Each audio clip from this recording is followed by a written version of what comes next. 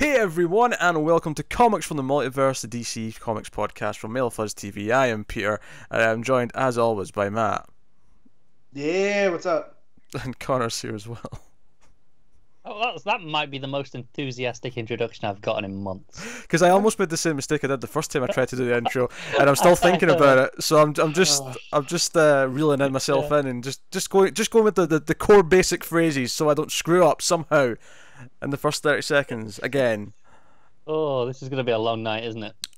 No, because I need to get this done. I got Ishii versus Omega to watch and other stuff to do. That was a wrestling reference for you. I figured just because he's been going on about it for about a month. Yeah, it's like he's really.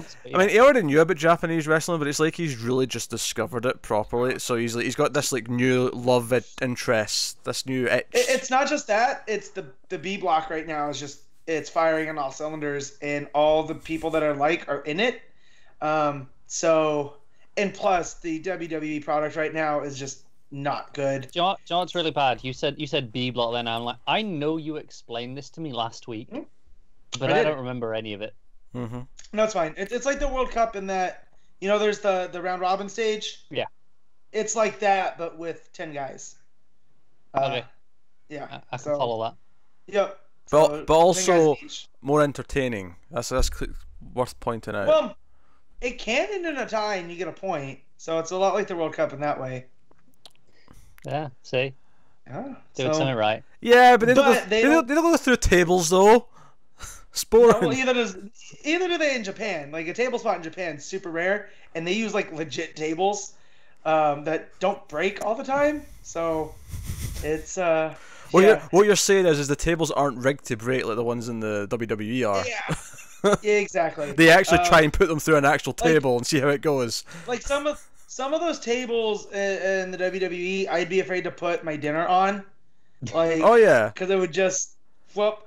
But I always get nervous. See, whenever they do a spot where like they want to like both stand in the table before they do the thing through it, I always worry that it's just going to buckle when they're both on there. Like, I don't understand how it holds up because it's designed to just snap as soon as like weight's applied to it. I imagine it's designed to snap when weight's applied to the middle. So if you stand at the ends, it's fine. Yeah, because it's all plywood. It's like the cheapest pressed wood you can get. My favorite is the inverse of that, when they're thinking that the table's gonna snap, like they're on the announce table and it doesn't, and you just hear the sickening thud. Oh yeah, it looks more painful. Laugh, but I always do. It actually looks more painful when the table doesn't break because there was no give. Yeah, and they're just kind of like my back. There was one time Chris Jericho went to go from the ring apron to the announce table, and it didn't give in his side. A rib might have broken, like there was this weird crack. So yeah, it was rough times. But anyways, New Japan right now, it's great. I woke up, watched 3 matches, and had to... I thought I was going to say, but anyway, this is a DC Comics podcast. But no, he went back to just the start of the wrestling conversation. I did. This is from the man who 2 minutes ago said, right, let's get this... Let's get done. Make it through this. Oh, Japanese wrestling. I can talk about that for half an hour before we get going. That's fine. We can do that. No, not half an hour, 5 minutes. So... That's a sixth of an hour. So, regardless of what... That's not a sixth of an hour. That's a 12. It's a 12th of an hour. I'm bad at math. I like how we all just went with it, and then hang on a second. Yeah, I was just like, I'm gonna get away with this. No. So the teacher's like, "Are you sure?" Yeah. Right. So, contrary to the opening 5 minutes there, we actually talk about DC Comics on this show. And coming up on this week's podcast, we have Batman number 52, we have Justice League number 5, we have Mr. Miracle number 10, Green Lanterns 52, Nightwing 47, Green Arrow 43, which is the start of the Benson's run, so that's a bit kind of interesting. We have Deathstroke number 34, and we have the first issue of Adventures of Super Sons, or Adventures of the Super Sons, to be more accurate. So that's what's coming up on this week's show. And also, there's a reason why this episode is slightly special. There's a notable thing to point out about this episode. Connor's looking around like there's a clue. I'm checking the number, being like, did we hit a number that I don't realise? Oh, it's only 100. It's 115. It's not that special a number in the grand scheme of things. This is the first one since we've been on Spotify that's going up. which isn't really that notable in the sense that it doesn't really change anything about the show. Not at all. That was a big wet fart. Yeah. Well, come on, that's cool. We're on Spotify, but interestingly, though, we're not allowed to advertise other music streaming services. That's one of the conditions for being on Spotify. So no one promote Apple Music or anything, right? You've been warned. Oh God. Master's upset. Okay. Well, no, I didn't want to talk about that other company, but now I do.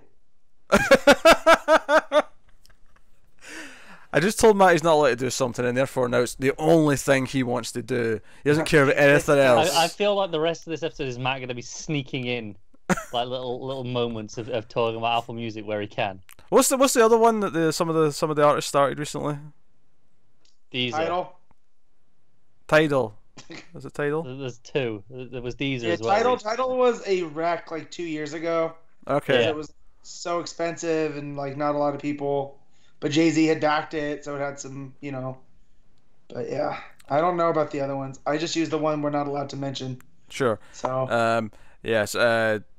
We can happily we can promote the Zune, I believe, though. So if you want to promote the Zune at any point during this show, you're more than welcome to. They're so cool. Like Star-Lord is so stoked. Is it even possible to buy a Zune anymore? I'm sure pawn shops have them holding paper. No. I think they all got destroyed. No. What is it? The ET cartridge from the Atari? They put them in a landfill and destroyed them all. I think they all got melted. There might be one buried in a desert somewhere. Don't get me wrong, but I'm pretty sure everyone's Zune, it got rounded up and they got melted. Did you guys ever watch Video Game the movie about that? Like they went and located the ET. Nah, I didn't watch that particular one. No. Yeah. It was pretty cool because they actually found them and so like of course people took them and they were starting to sell them for a fortune. Like I don't understand that. I mean, like, you pull them out of the landfill and you still want to buy them. Speaking of video game movies, though, if for anyone who's annoyed that we're talking about things that aren't comics, there are timestamps for when the review starts in the description, so just skip ahead if this is upsetting you. But speaking of video game movies, Connor will know this. You may have heard of it as well, Matt. The King of Kong, A Fistful of Quarters. Have you heard of that documentary? Yeah. There's been some drama this past couple of weeks. Billy Mitchell, who was the villain in that movie, he was the one who had the high score, but it was sketchy. AKA real life villain. Yes, he was a real life villain. Well, he was recently stripped of all of his records because of some suspicious circumstances with maybe like playing on emulators instead of the actual cabinets, which is not allowed at Twin Galaxies. Basically, Twin Galaxies came under new ownership or new management, and the new guy was like, "Oh, we're going to look into all these old records and see if they meet my standards." So basically, if you'd watched King of Kong and were very upset by Billy Mitchell going, "Oh no, I beat that," and sends in a video as soon as what was the other guy's name? Steve Weeb. So yeah, as soon as Weeb had beat it, he goes, "Oh no!" Like I watched it, that made me very upset. I was like, "You can't do that. That's not fair." Now it makes sense. Yeah, like, but interestingly, so he's on a Road to Redemption tour around the US right now, where he's doing like public speaking, trying to redeem himself, and one of the things that's come out of it is just this week on Twitch, he actually streamed himself playing Donkey Kong. And he's banned from Twin Galaxies, so he can't get back on there, but he streamed himself topping 1 million points, which is the record that was stripped from him. So, now, he could have modified the cabinet. They'll still, they have to verify the cabinet and these kind of things because they can tinker with it, mechanically. But he did play it on stream and he got to 1 million points. So, he's determined to prove that he's not a fraud. Why he's been so cagey and sneaky about everything for the past 20 years, though, I don't know. But here's the thing, like... So in the NFL here a couple years ago, there was this whole thing with the Patriots deflating footballs and whatnot. Deflategate. Like, I heard of that. I don't even care about this sport, but I heard about that. Deflategate. But at the end of the day, it was like, well, no, these guys have always cheated. Why is it you guys are going after deflated footballs, which isn't a thing? Like, yeah, sure, they're still a great team, but you did some underhanded things. Like, no doubt, no one ever questioned Tom Brady not being a good quarterback. It's like, you're that good, why do you have to cheat? That's what always just made me, and that's what it seems like with Billy Mitchell. It's like, okay, bro, you're that good. Why are you trying to use an emulator? I am shocked Matt was as into this story as he is. Yeah, he's really into it. Video game related. Because I like pro wrestling, and there's heels and there's faces, and if there's a story to be told, I can get into it. That documentary is a fantastic story. I'd recommend that one, and I'd also recommend Ecstasy of Order, the Tetris Masters, which you can find on YouTube. That's about a mythical Tetris player named Thor, who was like this great player when he was a kid, and they get this competition, this world championship. It's maybe like 10 years old now, but they got like the championship set up, and they got him out of like, you know, he's been like somewhere just with a regular job somewhere, like no one knew where he was, and they tried to find him, and he eventually came out, and it was like, okay, how is he going to be with these other like top of the world players? And like the end, like it's a little bit less professional as a documentary than King of Kong, but the last like act of it, the last like 10 minutes especially, are worth the journey. It's so good. Didn't they do this story as an episode of Chuck? Well, it wasn't Tetris, but yeah, there was like the video game thing. Yeah, like, oh, we're gonna give out retirement, go play the game. Well, to be fair, that was also the plot of the Adam Sandler movie. Was it Pixels? Whatever it was called. Which was also based off of an episode of Futurama, where the video game characters came to life intact. Are you telling me that Adam Sandler has no integrity, Matt? Is that what you're telling me? I'm saying post 99 Adam Sandler, yes, but pre 99. I'm just saying, in case he finds this, you know, like he Google searches his name and he sees us talking crap. I don't want one of my boyhead heroes who made some of my favorite movies to hate me. I love how Matt thinks I'm going to put Adam Sandler in the description because it's such an important part of the episode that people have to know we're talking about Adam Sandler. Let's be honest, you are now. You're definitely tagging Adam Sandler. Word gets around, guys. It's the internet. I'm just going to. People who listen to this are going to be tweeting at him, going, "Hey, check out what I'm saying about you." I'm just going to put the description above all the first timestamp is going to be Matt disses Adam Sandler. That's going to be the first timestamp. It's not. I'm not going to be able to find in that. But thank you. There you go. That's the thing. It's all about comics. We talk about comic books on this show once we get going. So like I say, we just all establish our own kind of nerd cred. Here, there's video game talk. There was pro wrestling talk. You know. Yeah. Adam Sandler talk. Which, by the way, just last week we were complaining that I had some tech issues and that recording was more difficult because of it. Everything's been fixed. Everything's fine now. Everything's back to normal. So there's no difference in the end product for you guys, I don't think, but for us, I think that's why we're a bit more casual this week, because it's like, well, we're back to normal. No need to worry. We're not worried. We also don't have 14 books, whatever it was last week. That's true. That was a lot. Yeah. So, anything else you want to talk about, Matt, before we talk about comics? No, I'm good. I can't. This is a meaty episode. This has Justice League in it. This has Mr. Miracle. Like, I can't trust you in some bear discussion. You like bears? Do you want to talk about a bear? He's thinking about it. I learned how to say grizzly in Japanese earlier this week. Go on then. What's Japanese for grizzly? Gurizuri. What? Yeah. Gurizuri? Which sounds totally improper, but I double checked it. It made me laugh for like 3 minutes.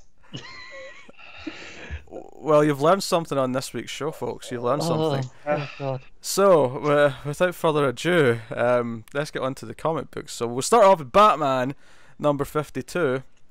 Hey, we're on 52 issues. This is as far as the new 52 got, is issue 52. Yeah. So we didn't have the time, of course, but still notable. Thank God. Issue 52. Yeah. A bit of a side note. I had one of my Facebook friends actually looking for issues of Red Hood and the Outlaws from the new 52, and he spent like $30 to get issues 0 through I think 20. And I was like, man, had I known, I just would have given you mine. He overpaid. The only good reason to pay that much for those issues is to burn them afterwards. Is to take them out of circulation for the good of mankind. Yeah. Exactly. So, you know, he's also looking for the rest of the run, which I have a couple issues of, so I gotta find them and hand them over. But yeah, but Matt, isn't it really rude to hand them comic books that you've used to wipe your ass at various points?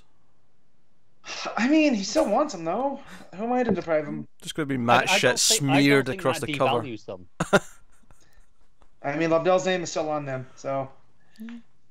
No, if you wiped in the right place, it isn't. That's true. Alright, we're talking about Batman. Batman issue 52, Tom King and Lee Weeks. And that was Matt the Tangent is out there again. Just want to point that out. So, we're talking about Batman 52. We're continuing this court case, this 12 Angry Men style with Batman, and we get glimpses of the hunt for Mr. Freeze from before, sort of sprinkled throughout as they're having the debates. But a lot of it is the debates of the jury talking to Bruce Wayne, and Bruce Wayne kind of laying out, okay, we have these 3 facts, and we're going to talk about these 3 facts, and is there doubt with any of these facts? And he kind of like offers up alternate ideas for each one. But the beauty of this issue is that ultimately what he's arguing with is that everyone there's like, well, Batman did it, and Batman's good at what he does. He's better than the police. We trust Batman. So the irony here is that he's sitting there trying to say, no, I think Batman made a mistake, because he feels like he made a mistake. Yeah. And he's trying to argue it. So. It would be jury tampering if he was doing the opposite, if everybody was against him. But because he's Batman secretly, he's going, oh, no. You know, Batman's good. Let me explain why. But the fact that he's doing the opposite, that he's arguing against himself. Yeah. A, that's creative on Tom King's part. And B, Bruce Wayne saying how bad Batman actually is. It's like Tom King heard what I said about I Am Suicide and was like, I'm going to win him back. Well, what I love about it is that we get this idea that he was like this with Mr. Freeze because he was angry about the wedding. He's not in a great place, and this has like been his wake up call where he's like realizing he's made mistakes. He's realizing that he missed something. The big thing being that he missed that probably someone tampered with the bodies after the police inspected them before he did, and that's why they were colder, and that's why he was framing Mr. Freeze, not freezing Mr. Freeze. Although that does sound like a fun not a sitcom, but like a fun like comedy movie, right? Like your sort of light-hearted Mr. Freeze movie. Freezing Mr. Freeze, coming to theaters this summer. Light-hearted and Mr. Freeze do not go together. I beg to differ. Did you see Batman and Robin? True. You need Schwarzenegger to pull that off. Most people hear Winter. I don't think he pulled it off even. Most people hear Winter is coming and they think of Game of Thrones. Oh no, I don't. I think of Winter is coming. What killed the dinosaurs? Also, the Ice Age. Chill. Oh boy. But yeah, so I love Tom King for telling so many different kinds of Batman stories in this 52 issues so far. Like you can look at his run, and overall his run is this deconstruction of Batman and the mythos around him. But each arc's been unique. Like, oh yeah, you can't say like the first arc, which was I Am Gotham, was anything like this whatsoever, and I like that. Yeah. Yeah. I mean, no, it's part of me feels like I'd like to get more of what I thought I was getting. You know, when the book started, okay, first arc, this is what the book is. I'd like a bit more of that. I'd like to see some follow up to that stuff, and I feel like okay. I think it's coming. I mean, you look at some of the other books, and you have the inclusion of Duke again after Duke was kind of an afterthought. Like he was super included in those first couple arcs, and then he hasn't anywhere to be seen. And then he shows back up in Tech. He's mentioned in Deathstroke later. He did have his mini, to be fair. Yeah, but did any of us finish that? No. Okay, there you go.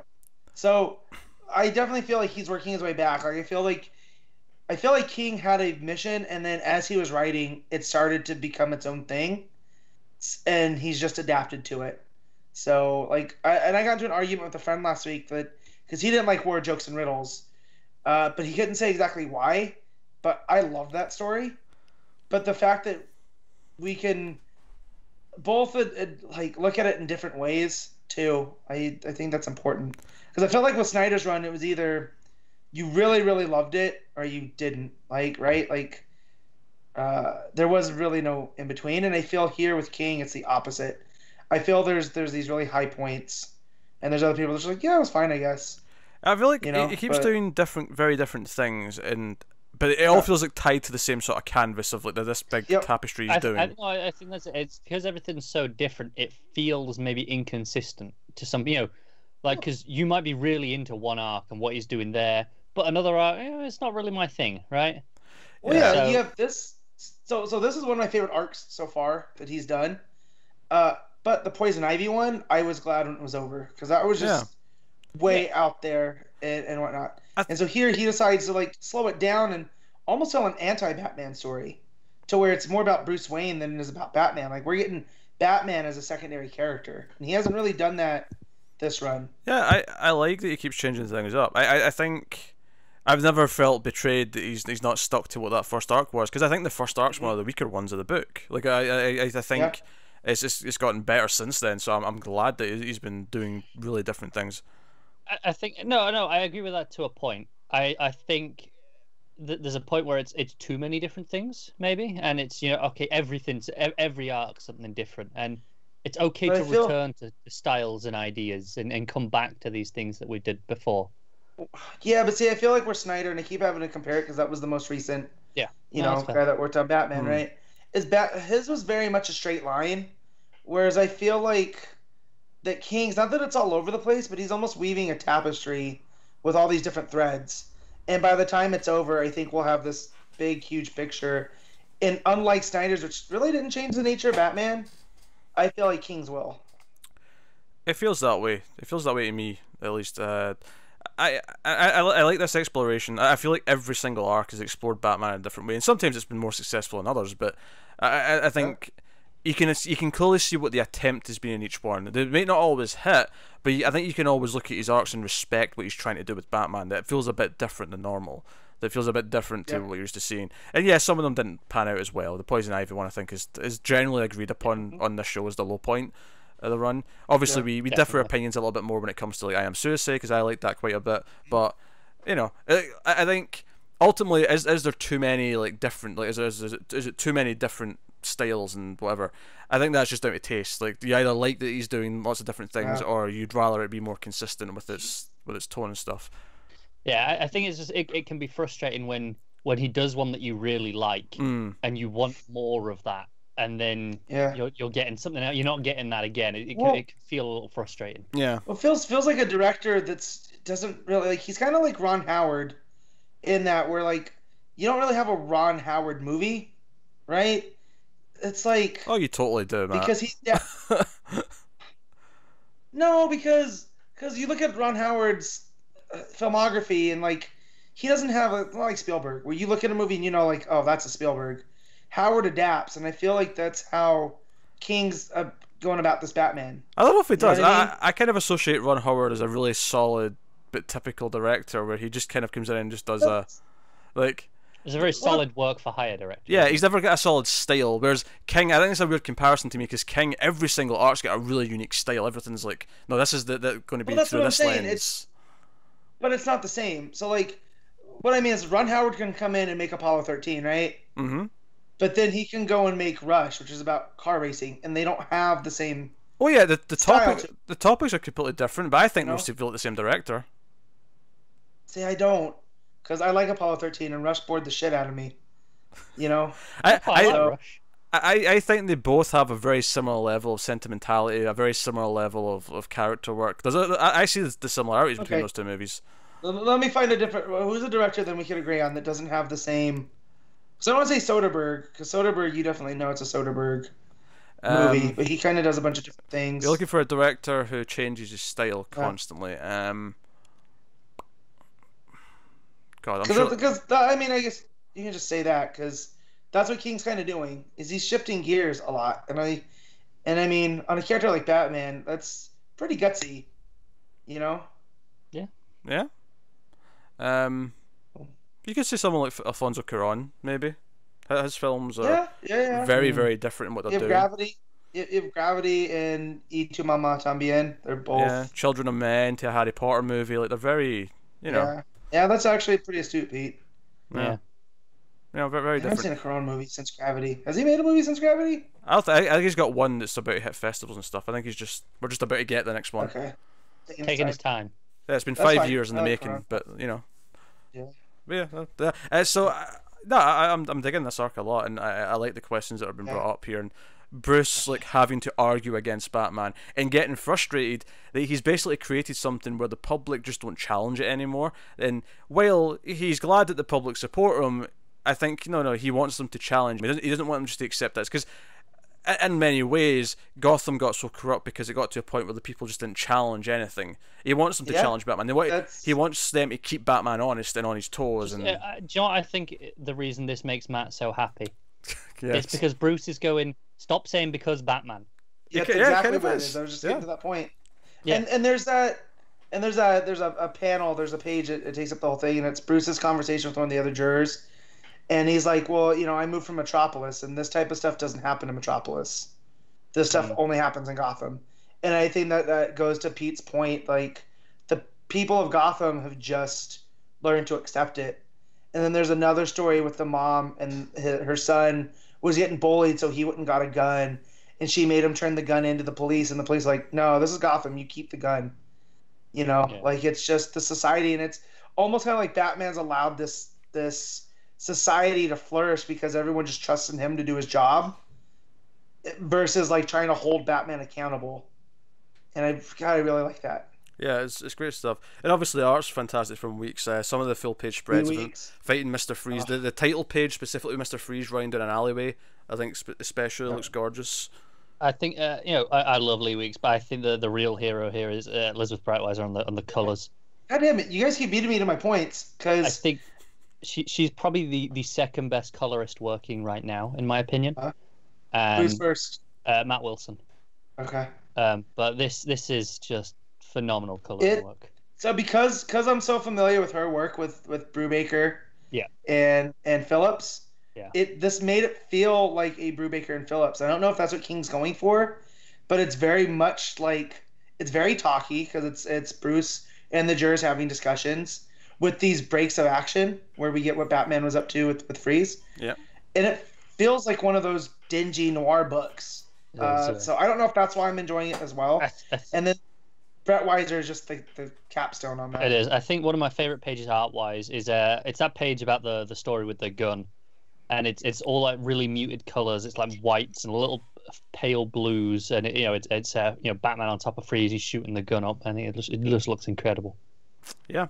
So the book basically ends with just like they've heard these arguments and like, hey, you're asking us to take all this on, but you've not actually proven anything. Like we have doubt in everything you've said. So what you're saying is Batman is not the hero that Gotham thinks he is. Can you prove that? And the book ends with him saying, yes, I can prove that. How he's going to prove that, I'm looking forward to seeing. But yeah. But again, it all comes down to he has to prove that Batman's is not as good as they think he is. Yeah, he has to almost like tarnish the image of the Batman a little bit. And there was one thing I thought that was almost a missing beat that I would have liked to see is when he's like, no, we've got to stay and talk this out, and everyone calls him out. It's like, yeah, but you're rich. You don't have to go. You're not missing a day's wages, for doing this.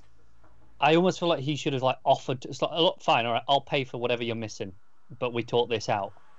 Yeah.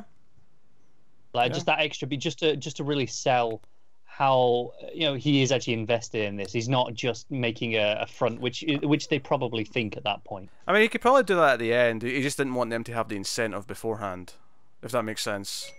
Like he wanted them to choose to do it out of their. But I mean, is it an incentive? Because all he's doing is covering what they would have missed. They're not. He's not giving them anything extra. Well, that's assuming that it does exactly what you said. I mean, for all we know, at the end of this, you might turn around and say, "Hey, I'll give you all a 50 grand bonus for sticking around." Maybe. Yeah, but then again, I don't think he can do that because of the jury system. Like, because then again, that's jury tampering. From within. Well, no, if he doesn't give it to them afterwards, that's what I'm saying. He doesn't tell them before. Right. If after this he says, "Hey, let's all meet and I'll give you some cash. I won't even need your names. Just we can meet in a place and I'll give you some cold hard cash next week." And I don't think it would be jury tampering in what I was in, because he's not paying them to change their opinion. He's just paying them to stick in debate.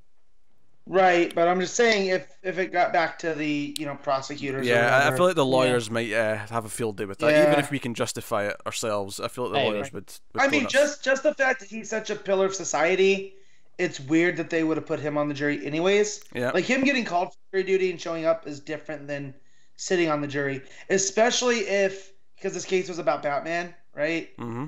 Especially if he's looked on as the benefactor to Batman, like some people suspect.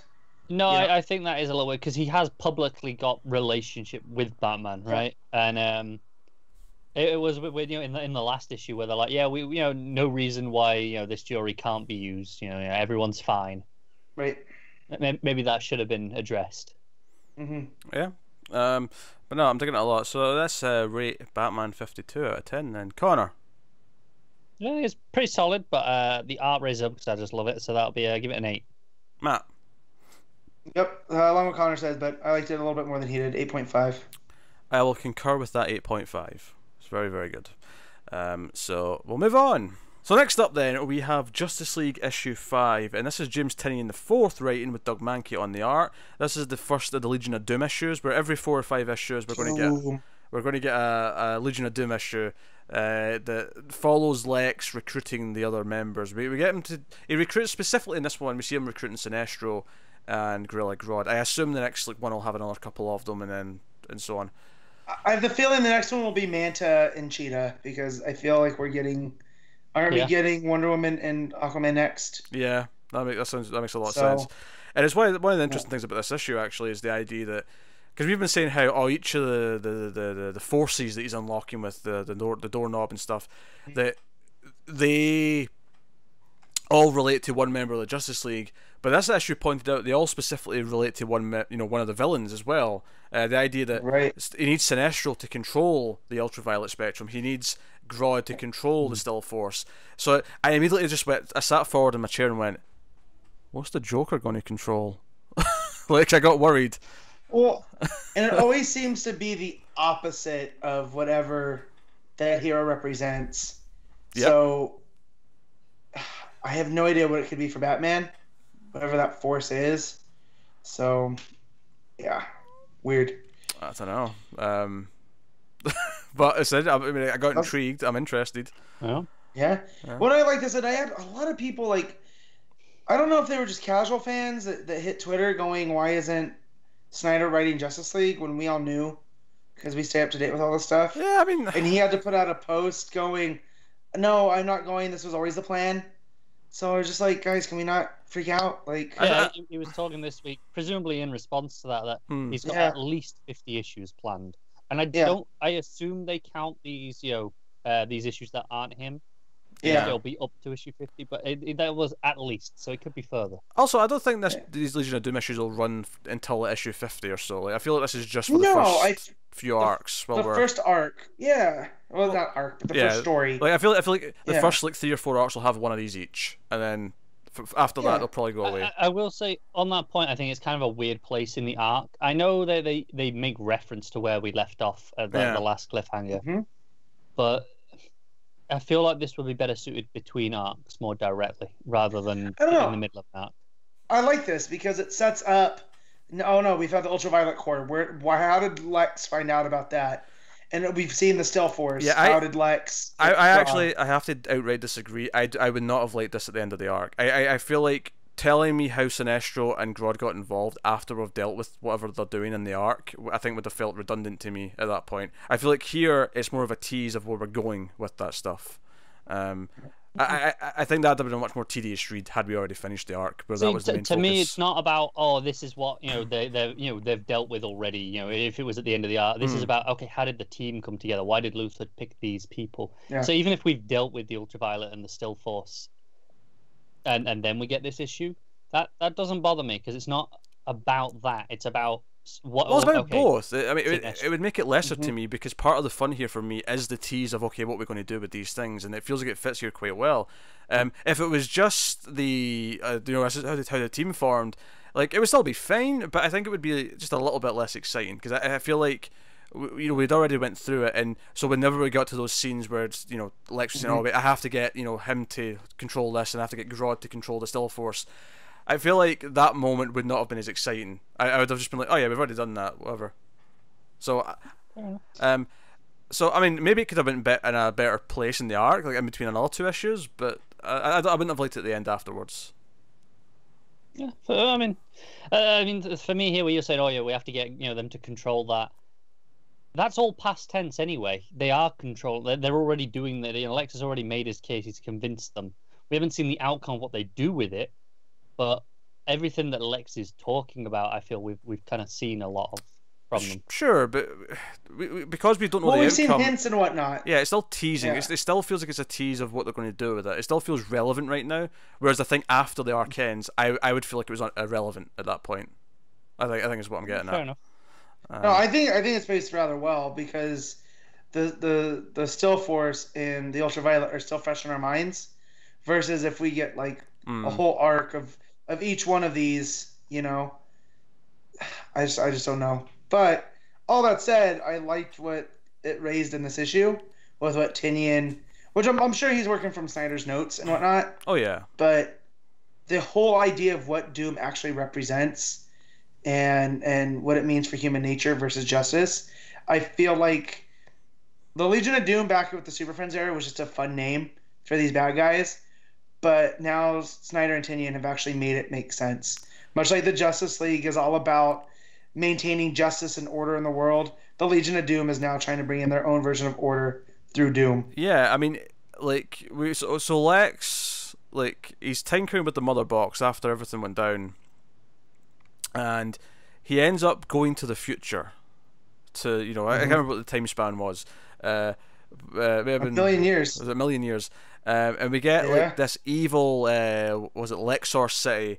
And he's like, "What's happening? Why is everything like this way?" And we get this like Joker knockoff dude and these other dudes, and they're like, "Oh, like eventually, like, you know, humanity kept trying to you know, find peace and justice and all that, and it kept failing over and over again until eventually we found, like, and you know, archaeologists found the plans of Lex Luthor, and we followed that, and now we're in this doom-filled utopia." And like, this is better. And you know, the funny thing is you know, the thing that would have let you do this in your time was hiding under your nose the whole time. We can't tell you what it was though, because that would change history and change like time and erase us all. Right. But you know, so they set this up and it shows them the symbol. On that note, I thought it was a little weird that we're like, well, we can't tell you because that'll erase it.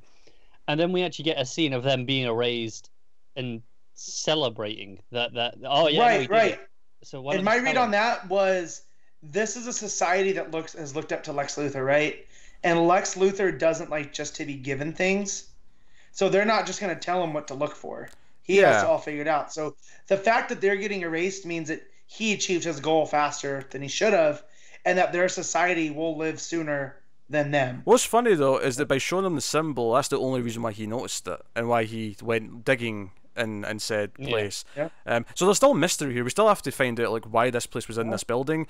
He questions if his father, if Lionel, was into this stuff and that's where it came from, which would make sense given that's where his father, you know, that was his place. But I mean, we'll find out, I guess. I'm curious to that. But there's lots of research and papers about all this stuff, and he starts digging into all these various powers, and we see him go to Sinestro and recruit him, see him go to Grodd and recruit him. Grodd specifically is at the UN, making everyone kill each other. He's having a delightful, chaotic time. Here's my thing. We all know that I love the Flash. Like, he's in my top 3 heroes, right?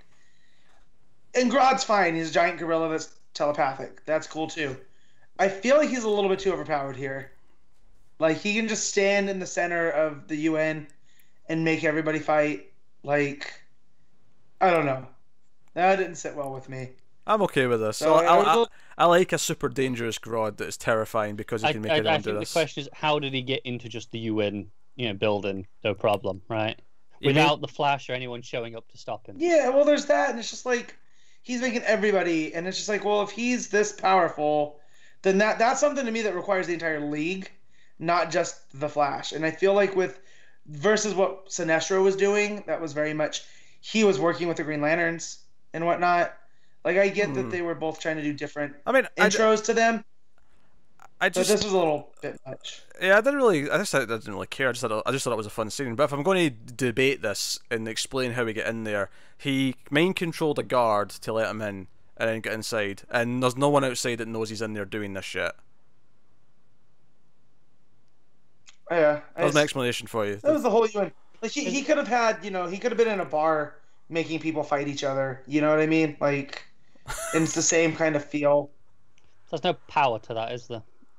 No, but that's what I mean. The UN's a little bit too big. Like, to me, Grodd's too overpowered, and I feel like with Luthor, he's just kind of like, well, yeah, whatever. I'm more powerful. I guess my response to that is I feel like Grodd should be a villain that the whole Justice League needs to take out, and that's kind of what I like about him. He's that formidable, and well, but that's what I'm saying. Like, I don't know, just the whole UN building trying to kill each other. That was a step too far. If it was a smaller group, of them. It feels like a UN delegation. Hey, if or anything, whatever. if they want to tell me that Grodd can now do that church scene from Kingsman, like that's one of his general things that he does, I'm all for it. Right, that's not what I'm arguing, but that church scene would have felt out of place in Kingsman because it feels too big, right? Oh, if that Like, had that's been why the it UN, right? Is that what you're saying? Right. Yeah, The fact okay. that it works in Kingsman is because it's a small church that's preaching hate and whatnot. Like, yeah, I don't know. So what you're really God. arguing here is that it's just too dark because we've got all these innocent UN ambassadors and whatnot. Well, it's No, and I it's think the you're saying like size of it. politically almost it's too big. It's like Okay. Yeah. like the UN, that's like the center of the political world, Mhm. and they're doing and he's just waltzed in and killed them all. Whereas if it was okay, there's a UN visit to this country, and Grodd Right. happened to make them kill each other in a smaller building, it has a bit more He can impact. still make the same point about how all these people are just his puppets, and if he wanted to, he can control the world, through stuff like this. But I guess. yeah, I don't know. I just thought that it was a fun introduction, so I didn't really question it that hey, much. it's a fantastic issue. And if that's my only bone I'm picking on it, then it's a win. But yeah, he was properly menacing too when he's talking to Luther and how Luther tells him that about the Still Force basically. Yeah. You know. And so I got really excited about what the other forces that the others would use, especially Joker. Honestly, my only real complaint about this, obviously Mahnke's art's very good. My only complaint about the issue is I do think it's a bit too wordy. I feel like there was just too many boxes with text on a lot of pages, which made it a little bit of a not I don't want to say a chore because it was still very good and well written, but just a little bit of a marathon. Mind that. No, I think I'm with Pete. I think here is Tynion trying to emulate Snyder's feel with all the the narration and exposition that he does, but I don't think he's quite got it down as good as Snyder has. See, I don't mind wordy when it's like this, when it's informing the rest of the story, and it's almost like reading a novel, and we're reading about Luther's insight. Yeah. It's when Snyder makes it feel like a textbook, and he's just throwing up all of this exposition. Snyder can be guilty. That's when he gets Snyder can be guilty of this as well for me. Like that is absolutely true. But I noticed it here, and I guess it sticks out because Tynion is not usually like this specifically. I think like the first 4 issues have been wordy, as Snyder is wont to be. But I think this didn't have quite the same flow to it in the word. It was a lot of text, and it just didn't quite have the flow. It was just a bit much. The first 4 issues. I would have streamlined the dialogue and the narration a bit, and just made it a bit more, just a bit more, to give it a bit more flow, I guess is what the word I'd use. But that's my real only complaint, though, to be honest. Like I always worry with these like villain focused issues. I remember when DC did the villains month for New 52. And I hated it. I felt like my entire month of comics just disappeared, and I got all these villain issues instead. And sure, there was a couple of good ones, but like, it felt like a gimmick for the sake of a gimmick, right? Rather than because we actually have some important stories to tell. It's like, no. Writers of books, you will stop doing your regular story and do an issue about your villain because we demand it. I like the ones that just made it part of the arc anyway. Yeah. Yeah.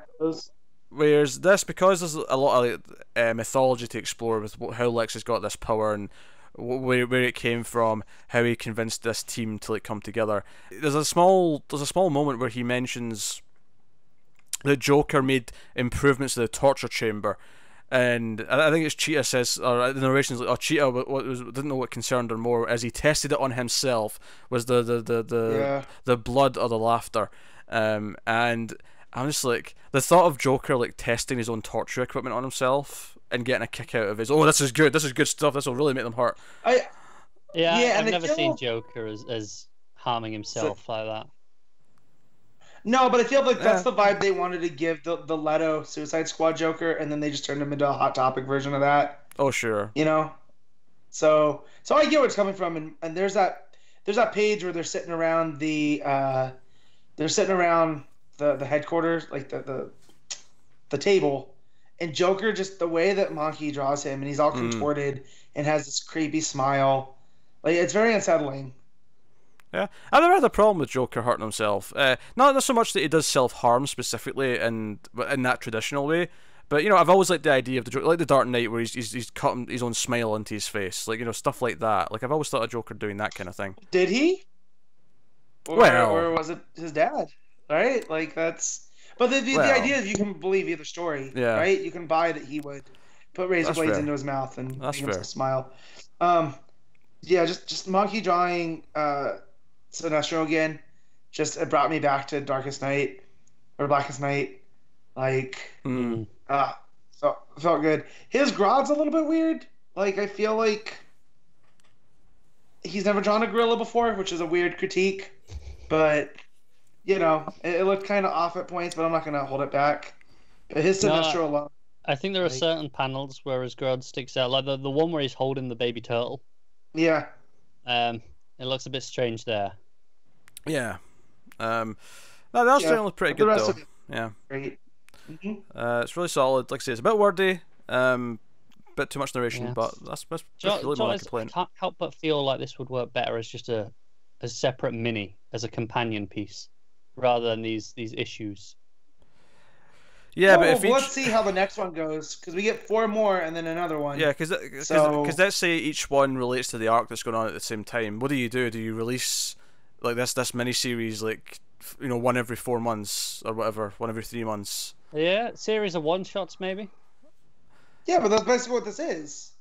No, but I feel like a series of one-shots, you can do them slightly oversized, then maybe it wouldn't feel quite as wordy. But Connor, I feel like you're contradicting your usual critique here, that I feel like you would normally be praising this because it's a natural way for the art team and stuff to keep on track with the double shipping, and what you're suggesting here would remove that benefit of it. No, I get what you're saying. I think this partially it comes down to still I'm not liking the placement of the arc, the way it feel for me. I feel like I'm being an issue is being taken away from me, like from continuing the arc. I'm like, okay, we're on pause, we'll go explore this.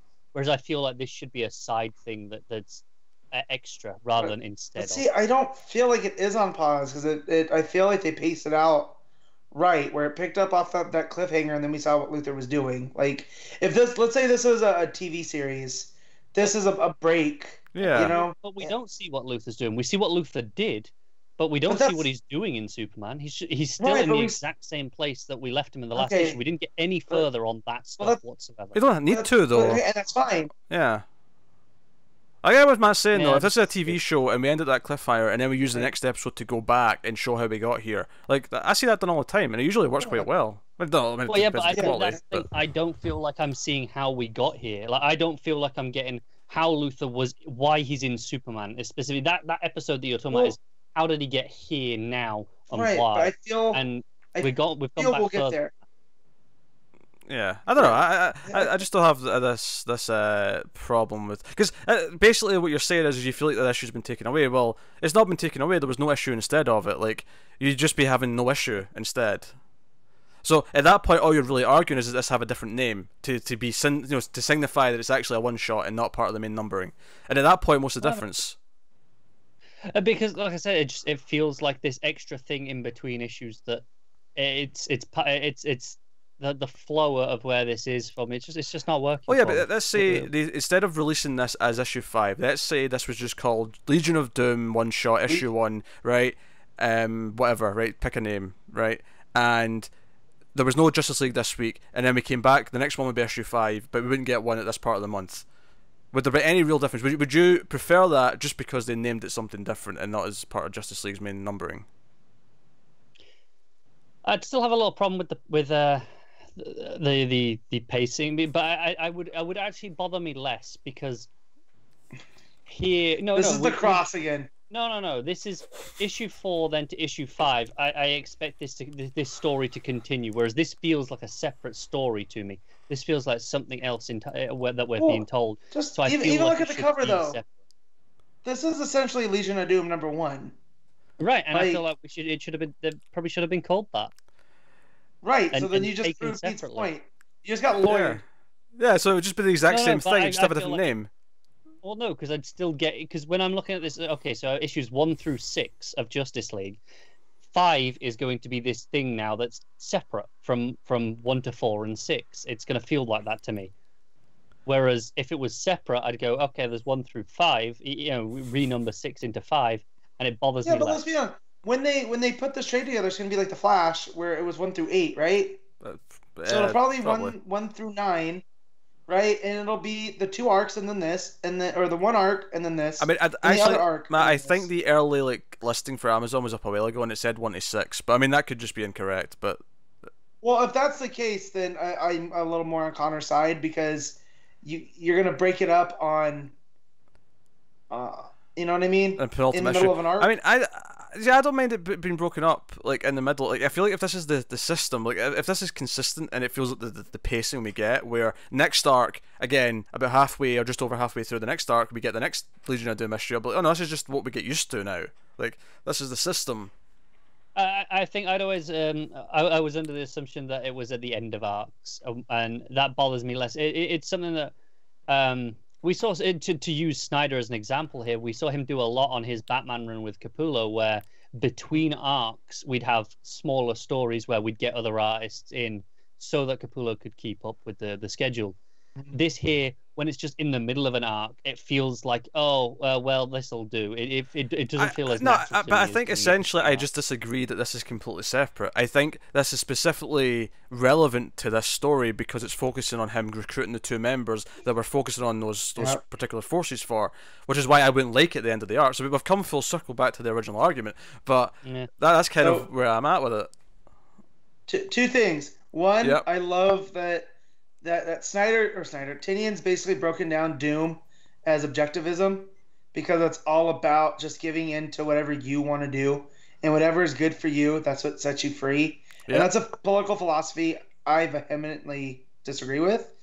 So I like that the bad guys that's what they subscribe to. And that's what creates this dark utopia is that and two, next time we get Justice League, we get Manipul, Connor. So like is that on the next issue? It's on next time. That's like issue 10, right? I think. That's like issue 10. Is that issue 10? Yeah, so well. Oh, damn it. I know. I mean, it's not. I mean, with double shipping, it's like 2.5 months, but still, you know, it's so well away. It's not in 2 weeks, which is where I really want it. Well, I saw that Manipul stuff on Twitter this week, and I just assumed. Oh, he's been teasing. It was sooner rather than later. Yeah, no, issue 10. Man. He's been teasing, but no, it's just issue 10, I think. When do we get Jimenez back? Is that in 2 issues too? I think because we're going to have another Chang issue soon, right? Yeah. See, this is the thing. Like the artist thing's already gone off with it because it was supposed to be 1 Chang, 4 Jimenez, and then a Chang. Yeah, but I don't think that includes the Legion of Doom issues, though. Yeah. Right. So it might be another 2 Jimenez and then a Chang. No, 1. 1. Because about 2, 3, 4 was Jimenez. If people got answers for this, hit us on Twitter. Right. Because this is issue 5, right? Algebra. So you said there was 4 Jimenez and then another Chang. So 2, 3, 4, 5. It was 3 Jimenez. Or 6 in this case. Yeah, but I don't know if that's counting Legion of Doom or not. So I like this issue where I don't know if this will count towards the 4 for Jimenez or not. I don't think it does. I'm going to see if Comixology have got the issues up far enough for me to. Yeah, what's the next issue? Is the next issue Jimenez? Well, the next one would be, regardless, right? It should be, yeah. Yeah. I see if they've got far enough up on the series because you know what Comixology be like. I was not expecting this big debate. Connor always brings the weirdest complaints to just spiral it into. This didn't feel weird to me. Clearly, this is the cross all over again. 6 is Jimenez, 7 is Chung and Jimenez apparently. You are the Legion of Doom. 8 is the next Legion of Doom one, which is Janin. Oh, Janin. Oh. Yeah. Oh, nice. Well, maybe that's coming before the next arc. Legion of Doom to mine and Peach Justice League. Yeah. Right. Maybe the next one's starting before the next arc, the Legion of Doom issue, to set up the Cheetah and Black Manta stuff, given its placement. Yeah. It sounds like 7 is the conclusion to this arc. So I imagine that trade will be 1 to 7. Yeah, that probably makes sense. And then 8'll start off with the Legion of Doom issue, because maybe this time it'll be more relevant to be at the start. Maybe there was a conscious choice there, like it sets up things. Yeah. But I have no problem with this. It's the placement of this. I guess is what this all came back down to. Yeah. But it was pretty good. Don't get me wrong, I don't think I like it as much as the main issues, because obviously I'm liking the story that's going on and whatnot. But it was. I did appreciate Lex I being loved it. proper mad scientist though. When he was doing the time travel stuff and he had a little bow tie on and stuff, it was really old school mad scientist Lex. And I was digging that. Yeah. Yes, it was, and I like that, and I like that he basically went and saw his Legion future, because that's what the Legion of Superheroes represented, was we're taking Superman's values and applying it to the future, and a million years from now, Lex Luthor's values end up with what caused that change. So I like the idea that Lex now has his own Legion of supervillains. Hence why it's the Legion of Doom. Right. They've kind of justified that title in a weird roundabout way. By compare it to Legion of Superheroes. Look at that, fascinating. All right, let's rate the issue then before we spiral again into this cross part 2 Electric Boogaloo. Matt, what are you giving the issue? This is a solid 8. Cool, Connor. Yeah, I give it a 7. Gets an 8 from me. Fine placement. Best placement. Could have had a better placement. I don't like that me and Pete keep lining up. We're too different. No, Matt, this is the thing. We don't line up that much. It's just compared to Connor's weird opinions, we somehow find this bond. Because he's over there. You gave it an 8, so... Oh, sure. To be fair, that's what I'm talking about. It sounded like you were going to rate it higher. I was surprised at the. I thought you were going to rate it higher than that. But you're being reserved, which is nice. Yeah. The last thing you said on the issue was I loved it, and then I did love it. Wait till we get to Mr. Miracle. Oh boy! Oh, we're about to get there. Get there. Yeah.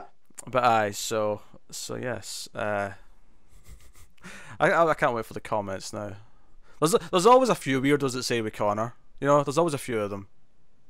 Because I'm usually right. And that's cool. And that's cool. Y'all can be his Gorilla Grodd to his Lex Luthor. It's fine. Just know you're gonna lose in the end. Hey, comics. Lex is often ginger before he loses his hair. I mean, that's a thing. So are you saying that I have to cause an explosion that makes Connor's hair caught on fire and then he'll be bald for life? Because I'm willing to do that.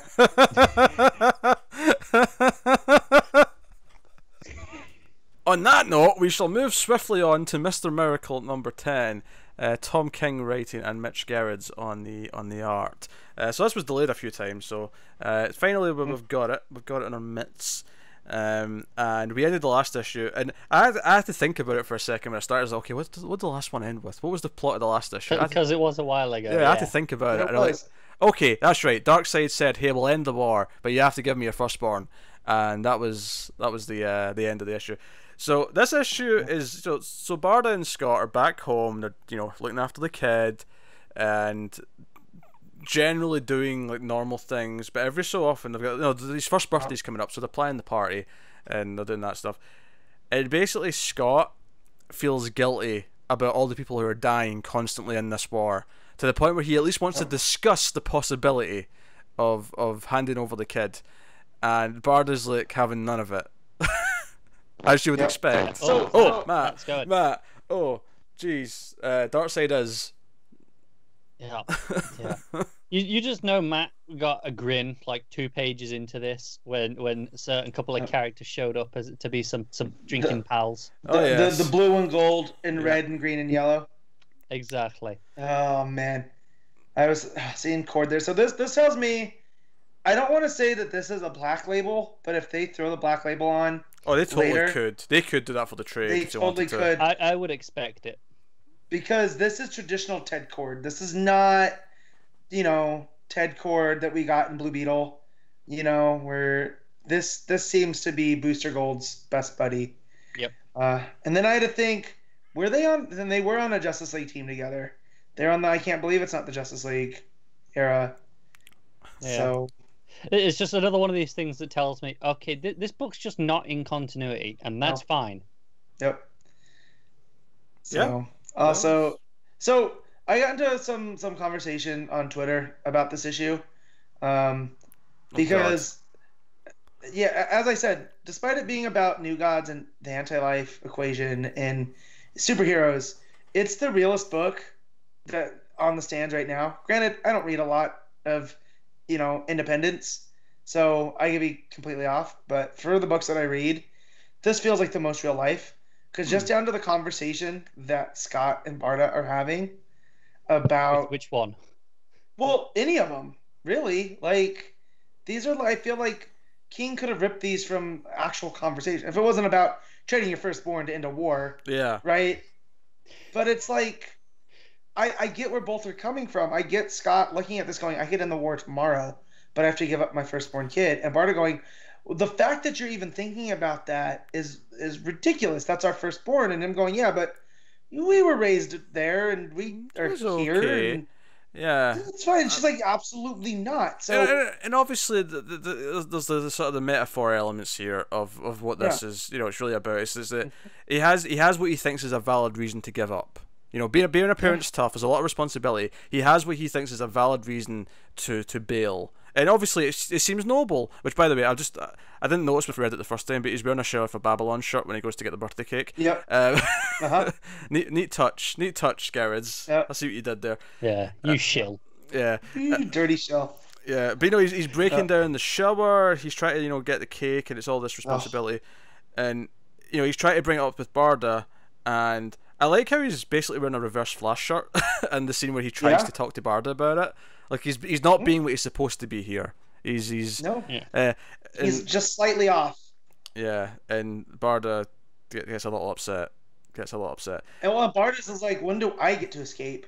Yeah, well, that's the thing. It all boils down to that big scene where she confronts him about committing suicide or trying to commit suicide. Yeah. And it's this again. It's such a real scene in the park where, I helped you. I picked you up off the bathroom floor, and you're still looking for ways to escape. Like, we've built this together, and you're still trying to get out of it.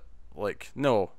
No, you might think this is the right thing to do. You might have like what seems like a noble reason to justify your actions, but that's not what this is. Now, admittedly, obviously, if in real life the option was literally you have to give up your firstborn to end a war that's killing millions of people, okay, in a real world context, if that somehow was the choice, sure, there'd be a debate to have.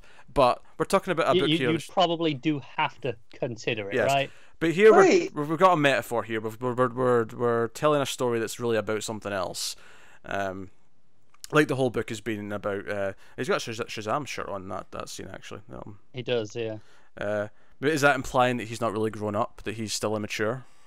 Because he's really still a kid inside? Could be. I don't know. Maybe I'm reading too much out of that. I should say, I'm pretty sure Gerads said at one point, don't take too much into the shirt choices. He just throws in whatever's cool. Yeah, and that's fine, but fair. I feel like we can, again, the reverse Flash. It's a little bit you can read into things if you're looking for them, but it's they're not necessarily intended. Well, it's kind of like they say about jazz. It's not the notes you play; it's the notes you don't play. It's kind of like that too, where it can be about the shirt, but not really. But it's always about the shirt. Don't believe his lies. Don't believe his lies. Yeah, he's a prankster. He's got a newborn baby there. He's not firing on cylinders. he is just running on caffeine. Let's be honest. Yeah. I do think it's funny, given what this book's about now. Like he happens to be writing this as he is literally a new father himself, or not writing, drawing it. But not like it gets so real here. Actually, it's just it's when she's like, you're messed up, and I've stuck with you, so that makes me messed up, and I'm censoring the language a little bit. It's clearly some harsher things behind those symbols. Yeah. But so it's like no, we struggle, we persevere, we struggle through these hard times, and we get through it. And of course, the war here is just a metaphor for real life. It's just for life. It's kind of like the hit television show Buffy the Vampire Slayer, where in season 6, life itself was the big bad. It wasn't like some monster that they fought at the end of the season. It was life. It was paying bills. It was the responsibilities of adulthood. That was the big bad in season 6. That's kind of what's happening here. Sure. That was a quality reference. Not taking the bait. Quality reference. But also, I read on Twitter that Jack Kirby's birth name was Jacob. So the fact that Funky is Stan Lee, and I think it's even clearer in this issue that Jacob's supposed to be Kirby, because I can't remember Stan Lee's character's name here now, Funky. But he says talking about Jacob, like, he provides all the imaginations, I do the words, and that was their relationship. Kirby drew the issues, plotted it, drew it, sent it over to Stan Lee, and went, hey, put some words on this. Yep. Yeah. Like it's a crazy system, Well, right? To go that's that always way one of my around. favorite stories, and it's a little apocryphal because I don't know if it actually happened, but people say like Fantastic Four that for the first issue of Galactus, all Stan told Kirby was, "Oh, the Fantastic Four fight God," and so when he came back, Kirby had drawn Galactus, and that was his version of God. Yeah. And then Stan makes a story around that. So I was reading through some of the Thor masterworks, of their stuff, and there was some stuff in the front, like those the introduction stuff, and it was talking about how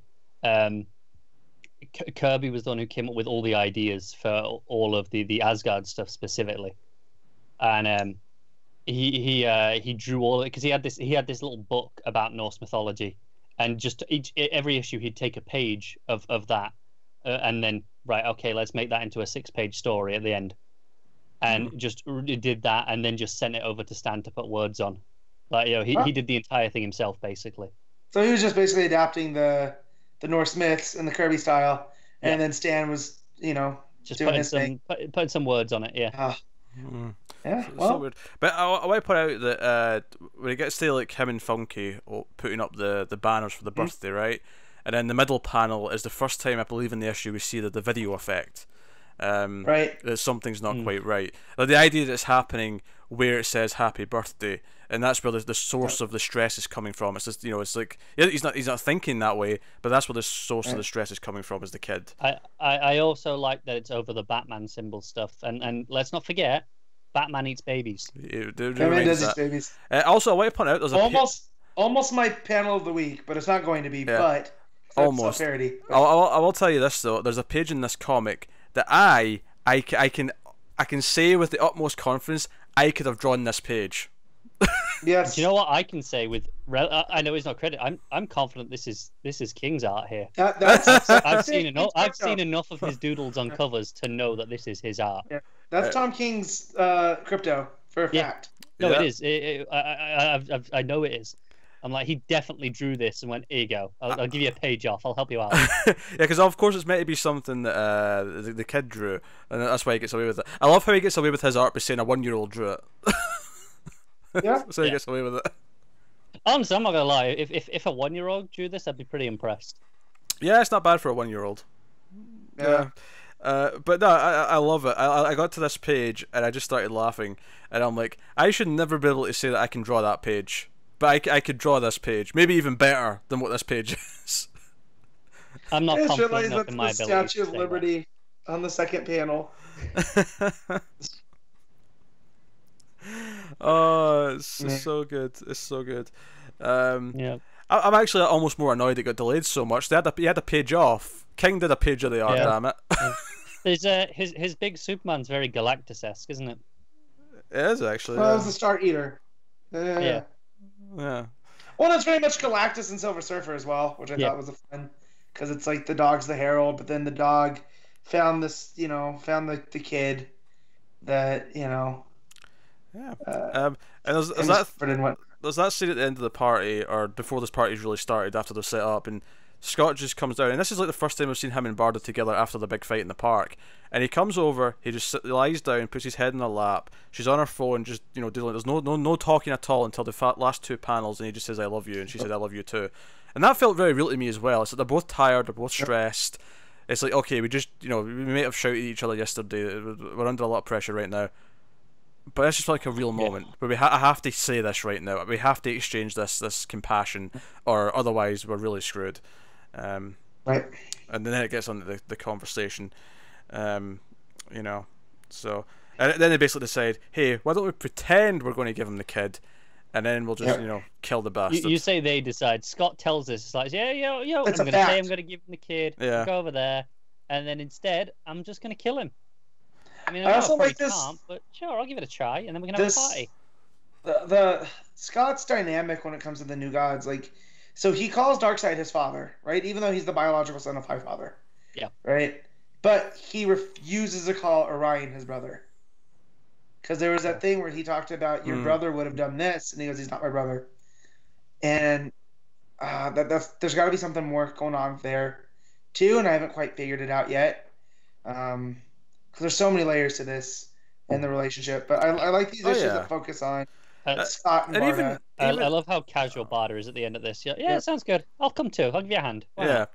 And I love just obviously the idea he's trying to justify giving up the kid because he was giving up to Darkseid and it turned out alright. Yeah. And of course she responds with, "No, I had to pick you off the floor because you'd cut yourself and try to commit suicide. That's not okay." Like, we're not actually that great. We're pretty messed up as people go. But it's that idea that like you try to make sure your kids don't end up as much of a mess as you, but a lot of people do end up just becoming their parents and treating their kids the same way, and it kind of so there's some of that real world stuff in there, I thought. And then so the book ends, they're kissing, they're going to have sex, and it just ends with the final. So they've just decided to try and kill Darkseid, and it ends. The final panel is just that black panel saying Darkseid is. That is a cliffhanger. That is like, just in terms of like the emotional decision to do this and try and kill Darkseid, given what this book has been this whole time, is like, nah, Darkseid is. If anything, if you hadn't told me this was issue 10, I'd assumed this would have been the second last one. Yeah. Just given this ending. Makes me a little worried knowing that there's still 2 more. I'm not worried. No. I trust them. Like, I have no reason to. I don't mean worried about the quality. I meant worried about what's going to happen. Oh, sure. Yeah. Okay. So I wanted to add to what Pete was talking about, the parents doing things so the kids don't have to go through that. Yeah. But it's also, don't forget, this is the 4th world, and that there's 3 worlds before it, and it's almost like Scott is fighting against repeating the same cycle or starting a new one. Because if he just hands over his firstborn to Darkseid, he's just repeating the same cycle. So technically the war's not actually ever going to end. It's just going to be at a, it's going to be at a standstill, much like it was for him growing up. So if he takes this alternate route, he's almost taking destiny into its own hands and going about it. Whether if that's what's causing the Darkseid is at the end, I don't know. It's not the familiar. No, there's other great issues. I mean, we're not surprised, are we? I mean, I just checked. At the moment, issue 11 is scheduled for August 29th, so it's a week. I feel like it's unlikely that we'll get that, because I think I saw Gerads tweeting this week that he was only just starting work on 11. Yeah, but half of it's going to be drawn by Jake, so it's fine. Yeah, half of it will be King's art. Which, let's be honest, King probably knocked that page out in about a minute. This is definitely 5 minutes go to here. I'll save you some time. Yeah. He was doing his mate a solid. I mean, like, look, compare it to how long it takes. I mean, how long do you think Gerads takes to do one page? A day? 2 days, maybe? Maybe. Yeah. Something like that. I know a lot of artists aim for a page a day. Yeah.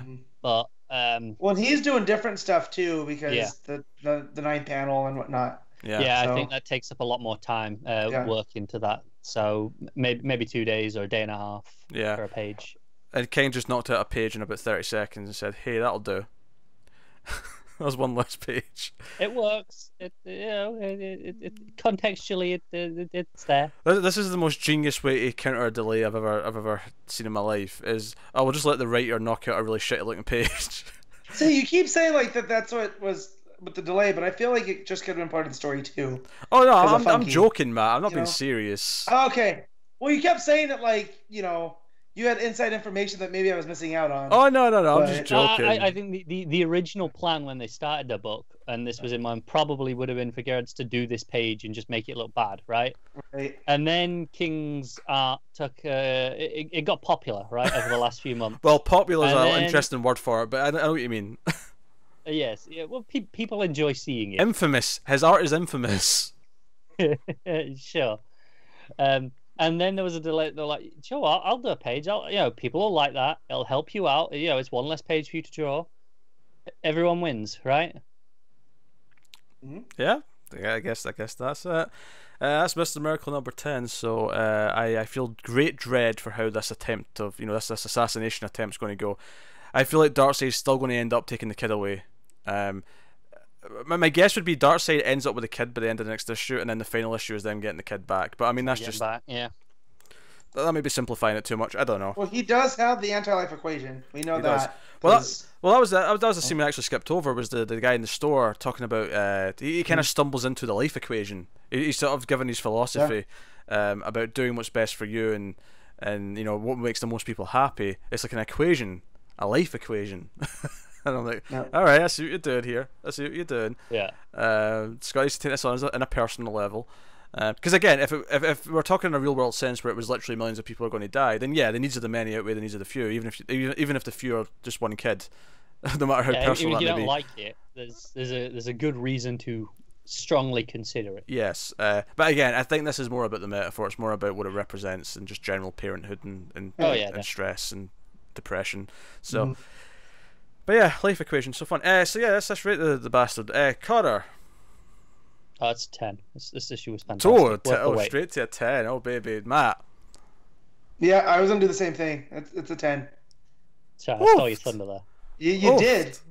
Yeah, I'm going to go with a 9. I loved it. I have almost no reason to say why you shouldn't give it a 10.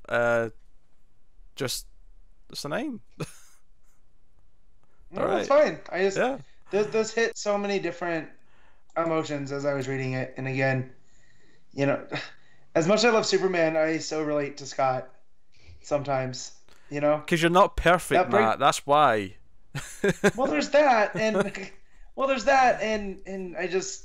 It's not that I strive to be like Scott, but like that breakdown in the shower, like man, that hit me hard for no reason, and there's no dialogue there. It's all the art. So. Yeah. All right. Well, I guess we'll move on then. We'll move on to Green Lanterns number 52. Dan Jurgens writing and Marco Santucci on the art. So different artists from Mike Perkins who did the last couple issues. I did notice the change. It felt like a very different style, especially in the colouring and the shadows. I feel like it's a lot brighter, but I feel like he's hitting a really similar style in terms of the way he focuses on the facial expressions. That's fair. That's fair. Let me just get it up here so I can look at it. So Hal popped up in this issue. He was on vacation. He was trying to get over the Dark Stars and everything that goes on with them. Find out next week what exactly. We'll find out. Yeah, how that ended next week. Yeah.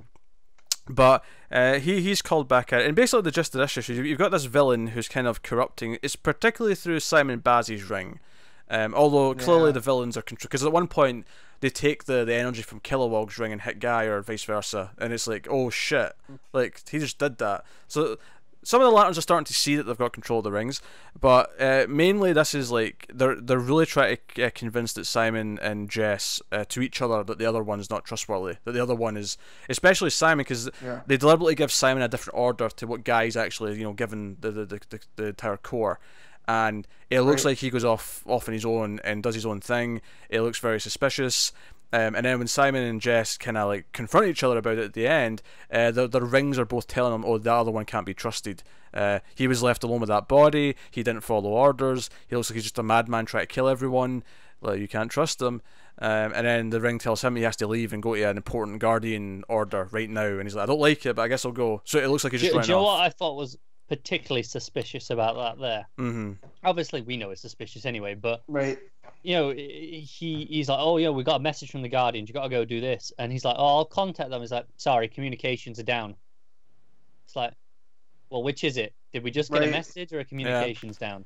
I guess you could say that's Simon not clocking that. No, heat of the battle, you know, I get it, he's worked up, but it's just one of those things that really stuck out to me as suspicious. Yeah, no, that's fair. Hal shows up and he's fought the Ravagers before. They're not the main. I mean, they're the army here, but they're obviously not. That's not who's controlling this. There's the. No, it's still Eon, which I'm not.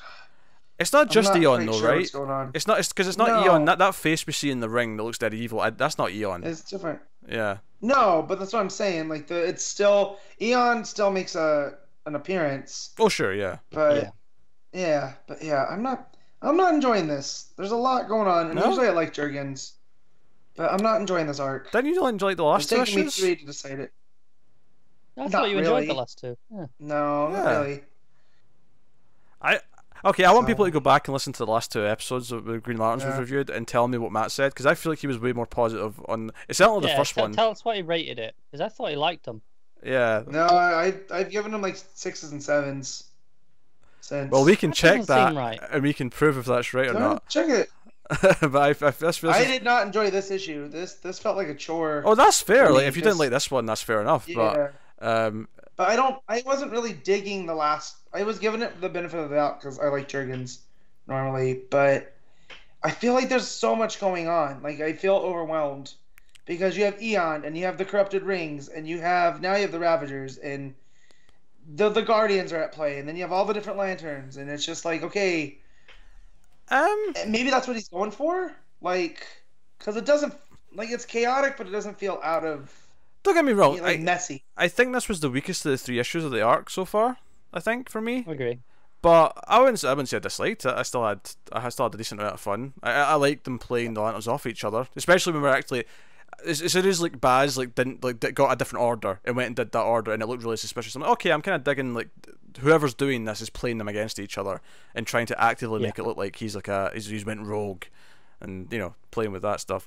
I don't know. I'm still into the plot, and I don't think there's too much going on because everything's kind of spiraled out from the same events. Hal just sort of being on vacation and then coming back in now maybe felt a little bit random, but not egregiously so. Huh? How you feeling, Connor? Yeah. No, I liked it. Again, like I say, it's the weakest of the 3, but I think it's solid. I think the art change maybe hurts it a little. It loses some of its atmosphere. But Hal's maybe a bit random, and the book was working nicely without him. But again, I think it's still pretty solid. Yeah, and I like that Simon and Jess are still kind of the most important two in terms of the plot, because they're the ones at the centre of this corruption and who's playing off who. So I like that. At least for the rest of this book, they're going to be the focus. Yes, and then we'll see whatever we get next. I was thinking actually the other day that we keep assuming that they'll just replace it with one book, and I'm like, well, what if they don't? What if they do something else? Like, what if instead of just giving us another core book, they do like 2 books, and they do like a solo book for one of them, and they might if they switch them all to monthly instead, and we could have potentially 4 Lantern books. But I mean, we had that for a long time. Like, I mean, all of the New 52 was 4 Lantern books, right? And wasn't all of it. I think they stopped like maybe towards the end. Because New Guardians, I mean, Core lasted the longest, I think, out of the side ones, but I don't think even that lasted the whole time. Yeah, well, because you had when it you had Red Lanterns, you had New Guardians, you had Core, and New Guardians and Red Lanterns did not last the whole time for sure. Red Lanterns lasted. Red Lanterns was lasting at least a year into Venditti's run. Yeah, because it went to like issue 30, because Supergirl showed up around 20.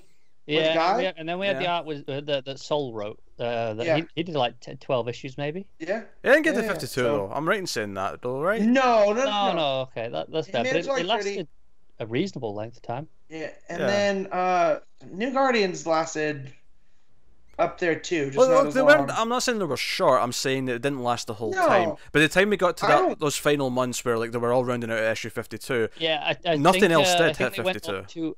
I think they went up to around the DCU period where we, because that was when we did the new direction. We gave Hal his glove, and I think that was because I don't think any of the Green Lantern books, other than the mainline one, hit 52. I think all of them ended maybe around DCU or whatever, but none of them made it there, other than the main one. Yeah, that's fair. But no, I was just thinking, I was like, because I was getting excited. I was like, oh, what if we get a solo Jess book? I could go for that. Like that'd be like a nice prize. Yeah, but although she is supposed to be showing up in Odyssey, but who knows now? Like, well, I mean, just because she's in Odyssey doesn't mean she can't have a solo book. I mean, it's not like other characters. No, but I'm just saying, like, it seems like they want to keep you're getting your fix somewhere at least. At least, yeah. It seems like they want to keep them separate and not overlapping too much, because you feel like that's why Green Lanterns was Simon and Jess.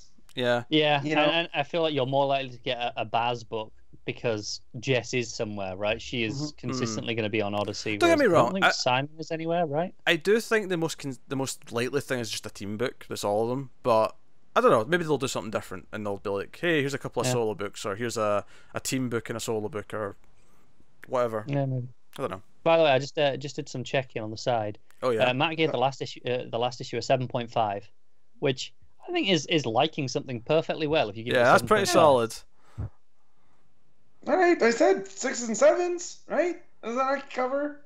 The first one was higher than that, though. I'm sure. I'm pretty sure 7.5 was the lower of the two. Might have been. Well, then if we're going down with each one, then I'm that's not a good sign. I'm not disputing that. Hey, we're not disputing your enjoyment or lack thereof of this issue. It was just the retconning of the previous scores was what we were debating. Yeah. You said you've not been enjoying it, where you seem to have been enjoying it up till this week. Yes. But hey. So Red Lantern's not that I'm changing the subject to get out of that because I don't care. Think whatever you want. But it looks like it got up to Red Lantern's 40. Okay. So DCU then, because that was a year that DCU lasted. Yeah. Yeah, because the paperback was released in 2015. And then Supergirl looks like she started showing up around, where's that at? Like 20 something? That early? Yeah, that's what it looks like.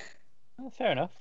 Because Supergirl looks like she showed up. It's part of the Volume 5, which came out in 2014. So, but yeah. Anyways. Oh, I'll be happy when this arc's over and we see where we're going. Just...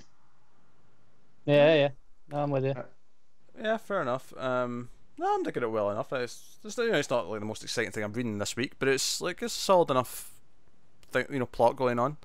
Yeah, I'm enjoying it personally. Yeah. I'm quite happy for it to keep going. For Jurgans to take over whatever the relaunch book is. Yeah, I'm hoping Jurgans is on the book, whatever it is after this. Yeah, assuming we're getting. I just one. like Jurgens having a job at DC. I really appreciate that. Yeah. That said, though, now Tomasi's written a better Death of Superman than he has, so worth mentioning. That is true. So All right, so now I'm looking up New Guardians. Yeah. And it looks like they got to 40 as well. Yeah, Core got to 42. So they all stopped got at the same to time. DCU, and then just Green Lantern went on an extra year. Yeah. Yeah. Yeah. So. Anyway. 4 out of the 5 years. That's most. I mean, that's a lot. I guess what I was meaning though is just that it felt like it had been a while since we'd had 4 of them. Like, because by this point it has been a while. Because about a year was just 3 years now. Yeah, about a year was just one. Tell you what. Last couple of years. One of my favorite books was Emerald Warriors, which was Tomasi's guy book. Yeah, that was great. Yeah, that lasted, I feel like it was like 12 issues. It was almost a maxi. Something like that. Yeah, it wasn't loads. It's because the New 52 ended. It probably would have went longer if that hadn't happened. But that so goes the story of so many good things that were right before the New 52. Brian Q. Miller's Batgirl series being the first among them. Oh dear. Actually, speaking of things just before the New 52, Scott Snyder revealed the start of his overview for the Batman Who Laughs that he sent to Jock this week on Twitter, and it just said that the point of this series is to capture the darkness of Black Mirror and what we did with that story. And I was like, oh, okay, all right, you got my attention. The first part of that, it said to capture the darkness of Black Mirror. I instantly thought the TV show and went, oh. Look at Snyder, and then I was like, "Oh no, that was the first arc. That was the Jock and Snyder arc of." That makes sense. Still, either way, I'm down. Yeah. I think a Black Mirror rereads in order. It's been a while. So, I think the Frankavilla stuff in that book is so underrated. So let's move on then to Nightwing number 47. Benjamin Percy writing and Christopher Mooneyham on the art, and. I'd forgotten how good Dick's visor was that he had last issue.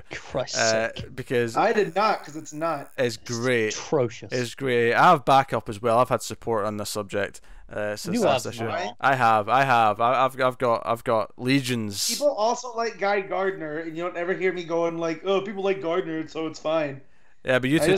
I just pick my thing and defend it. Well, all I'm saying is, Peter, between this and the Crab Mask for Kyle. It's clear you have no taste in masks, and that's fine. We just never trust your opinion on mask designs. Or you two don't have taste in masks. There we go. We've solved it, right? That's it. We've sussed the situation, and we can move on with our lives. There was some great panels in this one though. Having his visor on. There's one in particular that looked really shiny, and I was like, yeah, this is proper cyberpunk. I was way into it. Anyway, so he's fighting the Westworld hosts. The plain white ones that haven't got bodies yet. Yep. And we have Willems in the crowd. The Russian Sisterhood are trying to kill him. And he fights back. Batgirl does a Superman thing where she's ripping open the clothes and she's like, yeah, I'm Batgirl now. I did think it was interesting that she kind of shouts, hey, Sisterhood, before she's finished changing. I just sort of took that as a weird time thing where, okay, it just makes sense, even though reading it in the panels feels weird that she says that as she's still mid-changing. But yeah, so they end up fighting. She ends up convincing her actually. She's like, "Hey, now if you get a virus in your computer, the best thing you can do is just to unplug it. Just shut it down right now." I love that. Yeah. Unplug it from the wall. That was pretty great. Because anything you try to do is just going to let the virus spread. So just unplug it. And the Sisterhood lady, because the whole thing's coming from the thing in her arm or in her hand, the transponder or whatever, and she blows her hand off with a shotgun. And I was like, yeah, okay, I'm into this. Yeah, that was pretty metal. Yeah, I'm into it. She's a badass. I need more of her. I need more of her kicking around. So of course, Nightwing and Batgirl chase down the dude, chase down Willem, and he's all something told me to do this. Something manipulated me. This digital entity. So the actual big bad behind this is kind of still a mystery. We don't know who that is quite yet. I'm not gonna lie, left me a little frustrated because the opening of this issue, in the titles credit says finale, and I was like, oh, okay, good, we can move on to something else. And then I got to the end, I'm like, well, it's not really, is it? I guess it's one of these things where it's like 2 or 3 shorter like sub arcs that make one big overall arc. Yeah, I was hoping we were moving on. I'm kind of not feeling this at the minute. I'm having a blast with this Nightwing arc so far, to be honest. I mean, I've been digging it the most out of this for sure, but no, I'm fine with this. I'm curious to see where it goes. Also, I forgot Willem's last name was Cloak, so that should have been a dead giveaway from the start. But yeah, his origin was a little bit interesting. So are they saying he was hit by a train, and that's why he's all jacked up? Hey, if that's what he is after getting hit by a train, he's doing quite well. Most people just get splatted. That's what I was going to say. I was like, are there nanos holding him together? Or what? Because he should have been in, like, a pile. Yeah, he should have been cleaned up with a sponge after being hit by a train. So, but then again, it is Percy, and Percy gets super pulpy. Yeah, stuff like this. I wonder if this felt very exploitation. Oh sure. Movie. I wonder if he researched people who have survived getting hit with a train to see how bad they were banged up. Maybe he's done a bit more research than this, because I think we assume you just go splat, because I think most people do, but maybe there is actual survivors who are. So it depends how quickly the train's going. True, if it was slowing down at the station. Yeah, maybe. Yeah, that's fair. But no, there's a those panel. Boys basically try to commit murder. So him showing up and taking guys out, I'm a little less upset about. Because it's revenge. I'm laughing because one of the panels I like with Nightwing with the visor is a close up of his face, and he's actually holding his hand up at it. It's almost like he's Cyclops. The way he's got his fingers up, it's like he's about to do the Cyclops blast. But yeah, I like how shiny it is in that panel. You're the worst. I'm the best, I think you'll find. Anyway, so no, I had fun with this. I had fun. Apparently, whoever's behind this, they wanted Nightwing because he's connected to so many superheroes. He's like, because the idea that this dark web will spread out and take control of more things. Nightwing is connected to the Titans, the Teen Titans, the Justice League, Batman. He's kind of like what we always say is the heart and soul of the DCU. This is kind of what the villain's thinking here, is that he's connected to so many so many heroes that's like a big exploit. So yeah. The art's very pulpy again. It's a little bit hit or miss. Sometimes it's a little bit too JRJR for my liking. Yeah. Sometimes it works for what it's doing and has kind of the fun vibe. I think it's really the mouths and lips that suffer most for me. Yeah. The page where Batgirl sets off the EMP, her face in that page looks pretty rough most of the time. Yeah. Yeah. So yeah, it's rough things. I like that he tells Batgirl to stay behind, but she shows up and ends up saving them anyway. She's the one who pulls them back after they almost get hit with the train. You think by now Dick would have learned to just trust her and be like, yeah, these babs around. Especially when technology's involved, because he doesn't like it. Yeah. And there's this person that's her passion. You feel it, right? Oh yeah. She runs a tech company, so. Yeah. Actually, I liked at one point he says something like, "You're about to hack-splain something to me, aren't you?" Yeah. There was a weird moment for me where he was like, tell me you're not a hologram. It's like, well, I'm not a hologram. It's like, well, that'll do. I'm like, why even bother? That's fine. That's a funny little exchange. That's fine. Yeah, I thought so too. I Yeah. thought it was pretty great. That's just a quirky little quip where he's like, "Oh, tell me you're not a hologram. I'm not a hologram." Ah, that's good enough for me. I can see that play. I can see that in like a movie or something. It's a nice little quippy moment. I think it got too specific. It's like, oh, we don't have time to exchange security questions about first pets and favorite foods, so that's good enough for me. It's too overdone. I mean, that's fair. If that's how you feel, that's fair. But I don't know. It made me smile. I'm okay with it. So the issue ends with Willem being sucked into the phone by the digital villain that we've got going. So it's a cool enough effect. Like the hand coming out of the phone as he's been dragged in. Yeah. Yeah. It's almost like the reverse of the Ring. You know, like when she's coming out of TV, with the hand's just sort of like sticking out as he's been pulled in. It's almost like a really weird cyberpunk version of the end of Terminator 2, with it, getting out of the lava. It's a mobile phone. Oh man. Yeah. I'm digging how pulpy this is, and I for the sure Dick's technophobe stuff is a bit out of nowhere, but other than that, like his voice for Dick, I'm kind of digging, and I like that he's working with Babs a lot. So, yeah, I'm into it. So, what would you want to rate it, Connor? I'll give it like a 6. It's okay. Just I'm not feeling it as much. Matt. Yeah, this was an improvement from the last couple issues.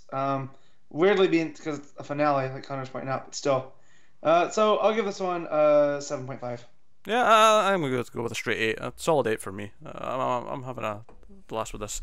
So we'll move on then to Green Arrow number 43, and this is the Bensons, Julie and Shawna Benson writing with Javier Fernandez on the art. This is the start of their run. We got like a tease of their run with the annual a couple of months ago, but we're finally getting their first proper issue. Seems like Roy's a regular supporting cast member.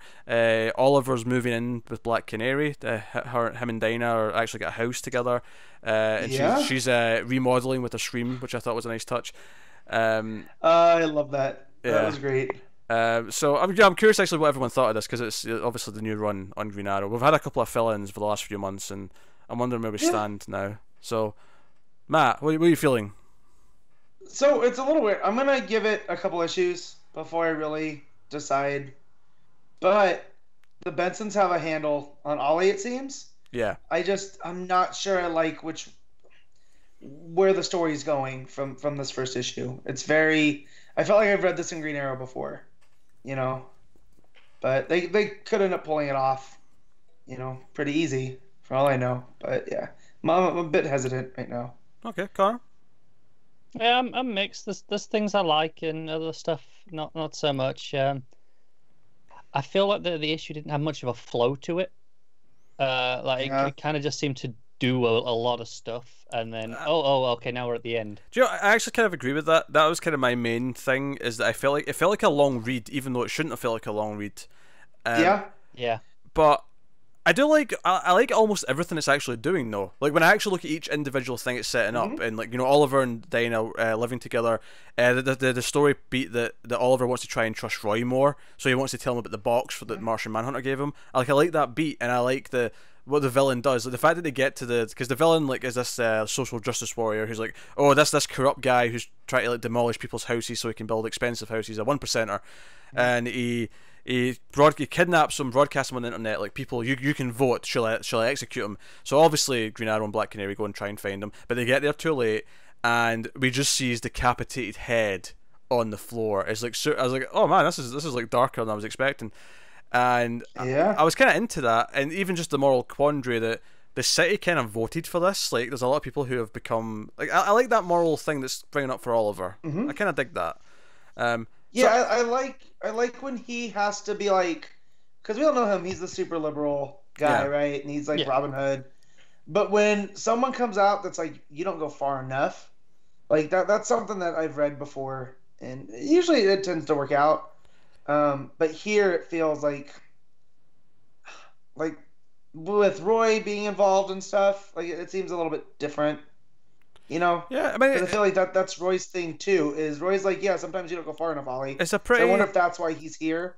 It's a pretty typical superhero trope, right? Because I mean, Manchester Black for Superman, Batman with a number of villains, Red Hood, of course, being one of the main ones.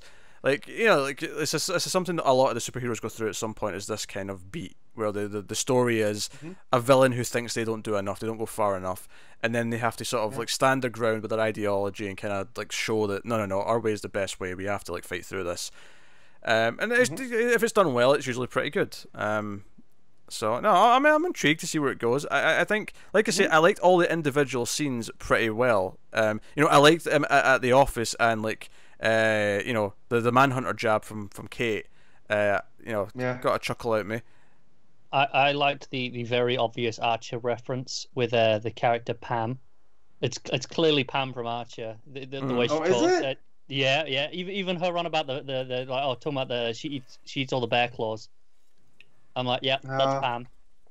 I'm surprised you didn't mention the multiple Star Wars references in Green Lanterns. Actually, now you're bringing up references to things. Yeah, I know, but I figured, everyone gets those. People might not get this one. Yeah, you're right. I didn't get this one. Didn't even occur to me.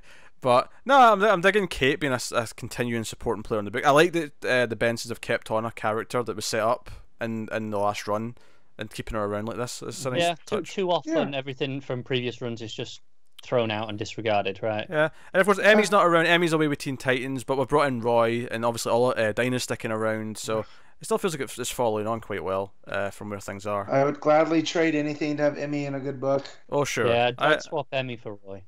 As would I. By the way, the only time I got actively angry at this book is when he had to mention Jason Todd, and I'm like, Todd, shut up, Roy, shut up. I don't want to hear about Jason Todd. Yeah, but I feel like even with Roy, that's his embarrassing friend. Like, yeah, we're friends, but like, I don't bring him around my other friends, you know? See, I don't know. He sounds quite proud of it. He's like, well, Red Hood said this. And I'm glad that Oliver responded with, hey, Red Hood's not exactly stable. That's not a good endorsement. Shut up. Yeah. Exactly. Yeah, so, you know, I appreciate that. He's getting a flippin' redesign, and I'm worried that he's going to have a bigger role coming up.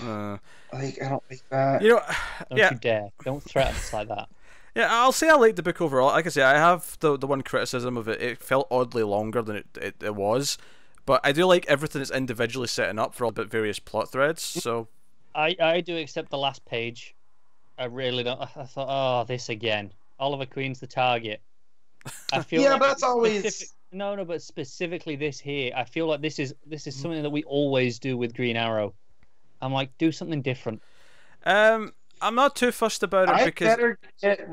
Oh, go ahead. I was going to say, I feel like this will just be like a 1 or 2 issue thing where he's the next target, and they're going to try and use that to catch him. They'll be like, okay, this is great, I'm the target, so now we can lure him in and try and catch, and it won't go very well for whatever reason, and then we'll go from there. I want Roy, Justice Green Arrow saving Ollie from this guy as part of the trap. I'll take it. That would be great. I'll take it. Yeah. I have no complaints about that. So no, I think it was overall pretty good, even though it was maybe just a little bit overwritten in places, I guess, is maybe what we're saying. But that's the Bensons, though, isn't it? Like, that was my thing on Birds of Prey. It was always... Yeah, I think it's gotten a little bit better, though. It feels a bit more toned down here, I think. So it could be they're finding their comic writing feet, you know, the voice, if you will. Because obviously the TV writers first, so maybe they're adjusting as time goes on. But I'm down to read more. I'll be reading the next issue. I mean, and obviously week 1's not even that busy, so like I'll keep reading Green Arrow. That gives it some leeway. I'm not gonna lie. But no, I'm into everything it's doing. It's just the issue as a whole felt like, oh, this feels like it's going on a bit long, but I like everything that's in it. It's one of those things where when I stop and think about it afterwards, I like a lot of the ideas and things it's doing. But when I'm reading it, I'm not sure I enjoyed reading it that much, if that makes sense. I wouldn't go that harsh with it. I don't think I felt that. That was a little harsh. Yeah. It's not like it's not like I went, oh, this is a chore to read. But I wasn't going, oh, I'm really into this as I'm reading it. It's only after when I stop and think about the things it's doing that I go, yeah, I like that. Yeah, I think the weakest part was maybe the opening. I think once it got to, like, you know, Oliver coming home and Dinah's like demolishing walls and it's the casual we're now living together banter and stuff. That's when it really started to turn around. And then she was annoyed that they were having lunch with Roy and then and so on. Like all that stuff was working for me. So no, I'm sticking with it. What's Oliver's deal with chili? He likes chili, apparently. He likes. He makes good chili. And Roy's very upset that he doesn't approve of this. That he considers the best chili. I thought that was pretty great. Yeah. Yeah. Was it? He says it's just red water. Something like that. He really diminishes. He's like, yeah, this is just red water. I'm not That gonna seems lie. sorry. It made me want to make my own something chili. really weird. Oh, go on. The Sanctuary reference. Oh, that's right. So Yeah. Oliver doesn't know about Sanctuary. I thought that everything we've been told is like, oh, it's actually an open secret. They all know about it. But No, I mean, the the original thing very clearly said that only Superman, Batman, and Wonder Woman know about it. No. I thought it was only they know. Like it's They're the ones that are aware who's there. Yeah. But the actual existence of it was an open secret that everyone in the community knew about. Was what we were told. I mean, maybe that just means the actual Justice. I mean, Oliver's not actually on the Justice League though, so. Oh, but Catwoman knew about it. From Roy, Batman. He's in this. He knows about it, but I don't know. It felt like a lot of people just know about it. This isn't that weird to me. I feel that, I mean, all this is to me saying to me is that Oliver didn't know. I don't have a problem with Oliver not knowing before this. No, I don't. I wouldn't have done but I would say it's just based on the one that we had before, where they were like, no, everyone kind of knows about it. They just, they don't talk about it. So it stuck out to me.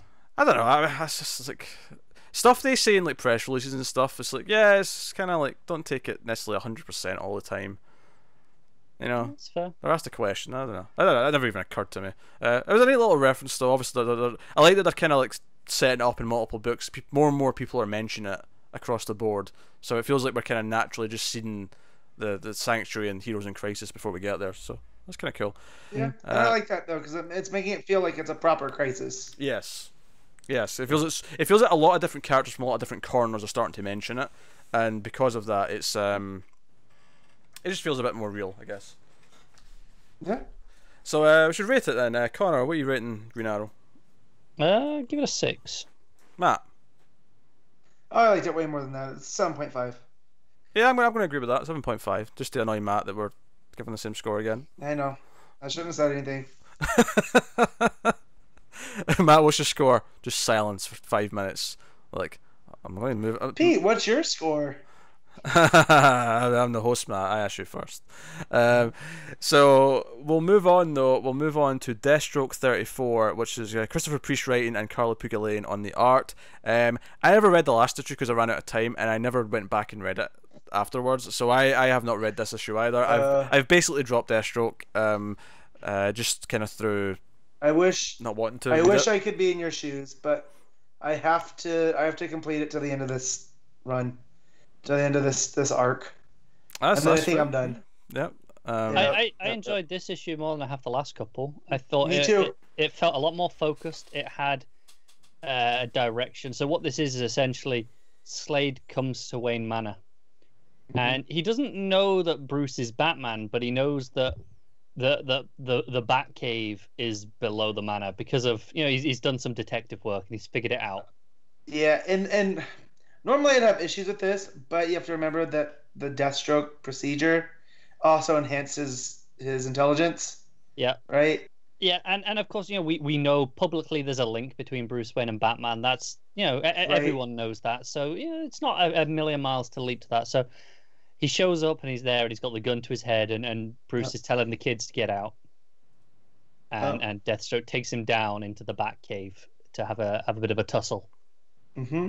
But, and so this takes place just after Tim had died, because we get an editor's caption. Oh yeah, that this is all going on. I was like, what are you talking about? Tim dying? I was like, oh right, okay, I know what you mean. Okay. Yeah. Give me a second. Yeah, they found like a photo of all the Robins that Tim had in his possessions. That video that we've been seeing the last couple of issues on that phone. That was left in his belongings. That it wasn't meant to be seen. It was something they found when he died. And so now this is questioning what Robin actually means to Batman, and that's where Deathstroke's just like, well, I started to piece it together that Robin is Batman's son because of the way that he's going on about it, and he's starting to piece together other things. And of course, Batman can't have that, because he can't have this guy ruining his whole thing. So he's decided that he's gonna put an end to Deathstroke in this whole charade. Yeah. And that's basically the issue. We get some fun stuff with Joey and his mom. Yep. And he's completely not okay with all of this going on. So Um, like he kind of scolds her for trying to ruin the Wayne's life. So, and she's just like, yeah, don't worry about it. We also get a flashback to what created Joey with his in the throat slit, and how Adeline's always held him responsible for all of this. Yeah, so there's a nice little manner. I assume it's Adeline who set this up. Is she sent the FBI after Bruce Wayne? Yep. To do with the the phone chip stuff from a few issues ago, and they show up while Slade and Bruce are walking down to the Batcave, and you've got Alfred and Wintergreen outside being like, oh, they'll talk it out, it'll be fine, and then the FBI show up, and Alfred's like, is this your guys? Are you doing this? And Wintergreen's like, of course not. Why would I do this? And nothing much comes from this issue yet, though. That's going to be next issue, because we actually get the back half of the issue is mostly the fight down in the cave. Yep. They're stood face to face. It's just after Slade says he knows that Robin is Batman's son, and then the lights cut out, and they're both suddenly in old costumes. Deathstroke's in his old one because Bruce exploited the Icon suit. Right. And Bruce has just grabbed the nearest one off one of the stands that's on display down there. Bruce gets stressed very fast. I'll say that. He does, doesn't he? But so does Slade, to be fair. Right. And Bruce... yeah, but with Slade, though, he could have been wearing that underneath the trench coat. He could. That's right. But anyways, Bruce attacks him with bats from the Batcave, which I thought was fun. Yeah. And he kind of does overwhelm Deathstroke to the point where he's on top of him and has the upper hand. And then Slade's just like, you didn't even feel that. And the last page is Bruce has a dagger in his gut, and Slade's next to him. Yeah, they're both down. The FBI are coming in. Yep. But the best part of this is next. It says the Defiant Ones, and Maury reads the results. So we'll get the full explanation. But I think after that, I think I'm done with Deathstroke. Arc. If this arc was one that when it was double shipping, I feel like we could have got through it and it would have been fine. But the way that Priest tells stories, it deserves to be double shipping because he throws so much information out there. And I forgot what's going on with Rose. We've been away from that for so long now since this started. I think when it shifted to single shipping, I liked the Defiance stuff. That was interesting and different. But once that kind of came to an end, it was starting to lose me basically from then. Which probably wasn't even that long ago in the grand scheme of things, but it feels like it was a while ago now. So yeah. I do really like this issue though. It's got a clear focus. The fight stuff at the end is fantastically drawn. It's a lot of fun. It's really kinetic. Yeah. It's really nice, bright and colourful as well, actually, which I feel is something that between Deathstroke and Batman, I feel now it's usually going to be dull and dark, right, and lots of shadows, right. but no, it's all just the bright colours popping, and it looks great. So I had a lot of fun here. Yeah, no, that's fine. I'm getting just wore down with Deathstroke and of itself. I'm kind of intrigued because I want to see what the Arkham arc's like. With Slade being thrown in Arkham, that sounds really compelling. But I'm not sure what's between the two arcs. That's maybe the concern. Yeah, I don't know. Yeah. I mean, if it was right after this arc, I'd just assume Batman wins, and that's why he's in Arkham. Yeah, but it's not. That's not starting until October. Unless it's a weird thing where it's we flashback for a couple of issues before the October, and it's this whole time. We could. This book plays with timelines enough. Just a thought. I don't know. What are you rating it then? Go, Connor. I'll give it a 7.5. I had a lot of fun with it. Yeah, I'll agree with that one. It's Connor liked it more than me, so it's a 7. I'll go 7. We give him so much shit for his inconsistencies with the Green Lantern's rating. He's watching what you say. He's like, no, I'm thinking about this. I don't want this to come back on me next time. Yep. I'm thinking about it. Alright, so we'll move on then to the final book of the week, which is Adventures of the Super Sons, Issue 1. Peter J. Tomasi writing, Carlo Barberi on the art. So Carl didn't finish the original Super Sons, so he didn't read this either. But me and Matt, I assume Matt read it. Yeah. Oh, come on now. Yeah. It was the first thing I read this week. Oh, really? Okay. Yeah, it came out of the gun. That's fair. Yeah. So this really does feel like he had another year of Super Sons in him, and because of the Bendis stuff, that was kind of shaking the whole lineup. So they just changed this to a mini and said this is all set before Superman issue 1. Just go with it. Yep. So here just we are. go with it, and it's fine because it's more of Damian being a jerk and correcting his teacher over stuff that they got wrong. Yeah. Well, what was John trying to teach Damian.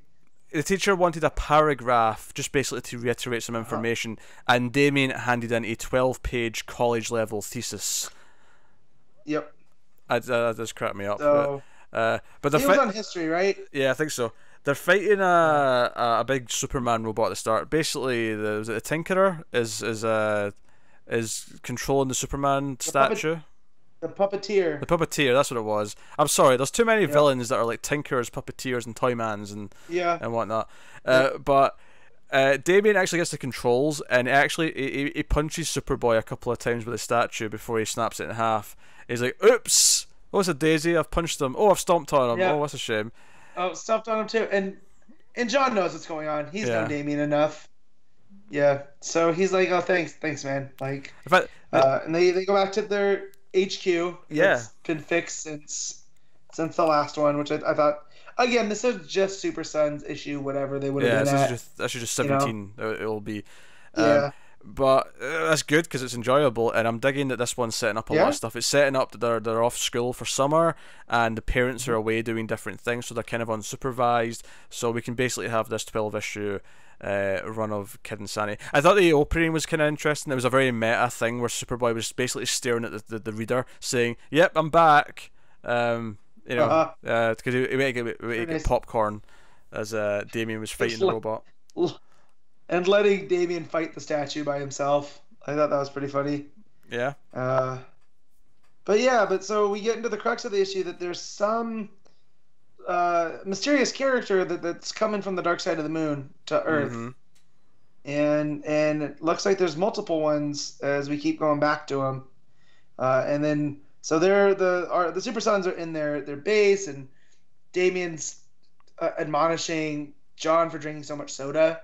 And he's like, "Yeah, but you know what? Kryptonian genetics and Mom, Dad don't let me drink it at home, so I'm going to drink as much as I can here." As he's carrying like 6 cases of it. Yep. You know, which I thought that was pretty fun. But they get a call to the Mall of Metropolis, which I don't know if that's supposed to be like the Mall of America or whatever. And it looks like Shaggy Man's attacking. But he's smaller. He's like an adolescent. But he's small. Yeah. Yeah. And then so they fight. Yeah, go ahead. So basically it's like, okay, so he's not alone. There's other people there with him. This is an evil team, and what we get is, and it's kind of funny given what's going on in Justice League, but we get, they call themselves the Gang, but it's basically a childhood version of the Legion of Doom. We have a young bald Justice Gang kid. We have a young Joker. We've got a little Brainiac. Here's the names. We have Ace Princess, which is Captain Cold, basically. We have Kid Deadshot. Brainiac 6, Joker Jr., and then he's Rex Luthor, yeah. And they're from another planet, and they basically worship the villains of Earth, which is why they all have kind of modeled themselves after them. And they've come here to take out the Super Sons. And he puts on this glove, this super glove that he starts. It's got gold kryptonite in it, and he starts punching the shit out of Superboy. He claims that gold kryptonite will take away his powers indefinitely. So we'll see how true that is going to be. But I like the idea though of a few issues of John having no powers and how Damien treats him and how they deal with the relationship in that situation. I think that could be interesting. But no, I got a kick out of this. As soon as they revealed this young Legion of Doom with the young bald kid as the Lex Luthor and stuff, I was like, oh, I'm into this. This is wacky and fun. I just want to know what led to a kid looking at Shaggy Man going like, yeah, he's my favorite. You know? Clearly he's unstable. That's what I'm saying. Yeah. Also, how did he get... Yeah, I mean, definitely. The rest of them are essentially wearing costumes. How did he get the hair and the stuff? Maybe that's why he's a fan, because he was already hairy, and he thought, oh, I can relate to him. Yeah, could be. So, my only problem here is having to wait, because this issue went by so fast. Oh, it did, yeah. And I got to the end, I was like, oh, there's no more. So You know, this was if they wanted up the page count on this, I'd pay a little bit more. Yeah, or more. This was a blast. This feels nice to have back. I think Super Sons dipped here or there a little bit, but ultimately was usually really fun. Yeah. And I feel like this is all of its strengths just like coming back. It's them, the relationship. They've got their base back up and running. It feels like it's going to be them with their own arch nemesis here. Because I think one of the things that suffered a little bit in the original book was that the Kid Amazo stuff got a little bit old as time went on. Yeah. And that kind of suffered a little bit because of it. But I feel like here this just hit the ground running, and it feels like we've not missed a beat. So, thumb up. Felt right where we left off. Right, very good. And the art was solid. It was very Barberi. It's very expressive, very overly so because it's meant to be kids, and colors are very bright and bold. So, no complaints. Yeah, and you can tell where George Jimenez has left an impact on these characters because it looks like it's the Jimenez designs that they're drawing from. So, which feels good because Jimenez was the main artist. Which, remember when it was supposed to be the other guy? Or was that on Teen Titans? I think that was Teen Titans you were thinking of, I think. Remember. Okay, never mind then. So my point was going to be, remember when we didn't have Jimenez, but I think Jimenez has always been on Super Sons. Anyways. I think he was for a long time. He did leave eventually, and I think it was Barberi who joined up, but yeah. That took over. But yeah, so even the fact that it's the same artist I think we had for the last few issues of Super Sons that's staying on is just kind of like, hey, it's just more Super Sons, which is good. So it does mean though that weird omnibus thing they announced that was like meant to be the complete Super Sons is now not, because there's another 12 issues that's going to be added onto it, which will make it more of an omnibus because before it was only like 16 to 20 issues. But so I'm sure they'll have the second omnibus after this is all wrapped up. Second deluxe, Another one. So that was good. So how about you rating it, Matt? Oh, this is 8.5. Thoroughly enjoyed it. Yeah, I'll agree with that. 8.5. I was tempted to go half a point lower, but you know what? No, I had so much fun. I can't really say No, that. I'm not going to argue with Super Sons, though. Well, that does bring an end to the show. Or we have one last thing, of course, to do, which is to pick our favourites of the week. That is our favourite panel/moment, our favourite artist of the week, our favourite cover of the week, and our top 5 books of the week. So that's what we're going to do. We start with best panel/moment. Connor's been quiet because he didn't read Super Sons, so I'm going to go to him first. Give me a second. I'm just trying to pick which Mr. Miracle moment I'm going with. There's a handful. Let's be honest. I get that. No, definitely. I'm not going to argue with that. I think I'm going to go with Barda at the end. Just going, sounds good. I'll come too, because that just summed up just that whole thing for me. Mm-hmm. Okay, I can see that. I think I'm going to go when she confronts him. When he says, we'll just give him up, I'm okay. We turned out alright. It's like, no, we're not alright. The emotion of that page and the truth she was spouting in anger, finally letting this all come out when she's been holding it in to try and make him feel better, really spoke to me. So yeah, that's my moment of the week. Matt. Yep. So mine also comes from Mr. Miracle, but it's the page where he goes into that orb that has all of the swords in it. Mm-hmm. And it's just static shot, and then they all go in, you hear him go, God damn it. Like, I laughed so hard at that, because it feels like such a non sequitur, but you can kind of get the feeling like this is how he feels about his life. He can't even escape the basic things that he's supposed to be able to do now. Yeah. Exactly.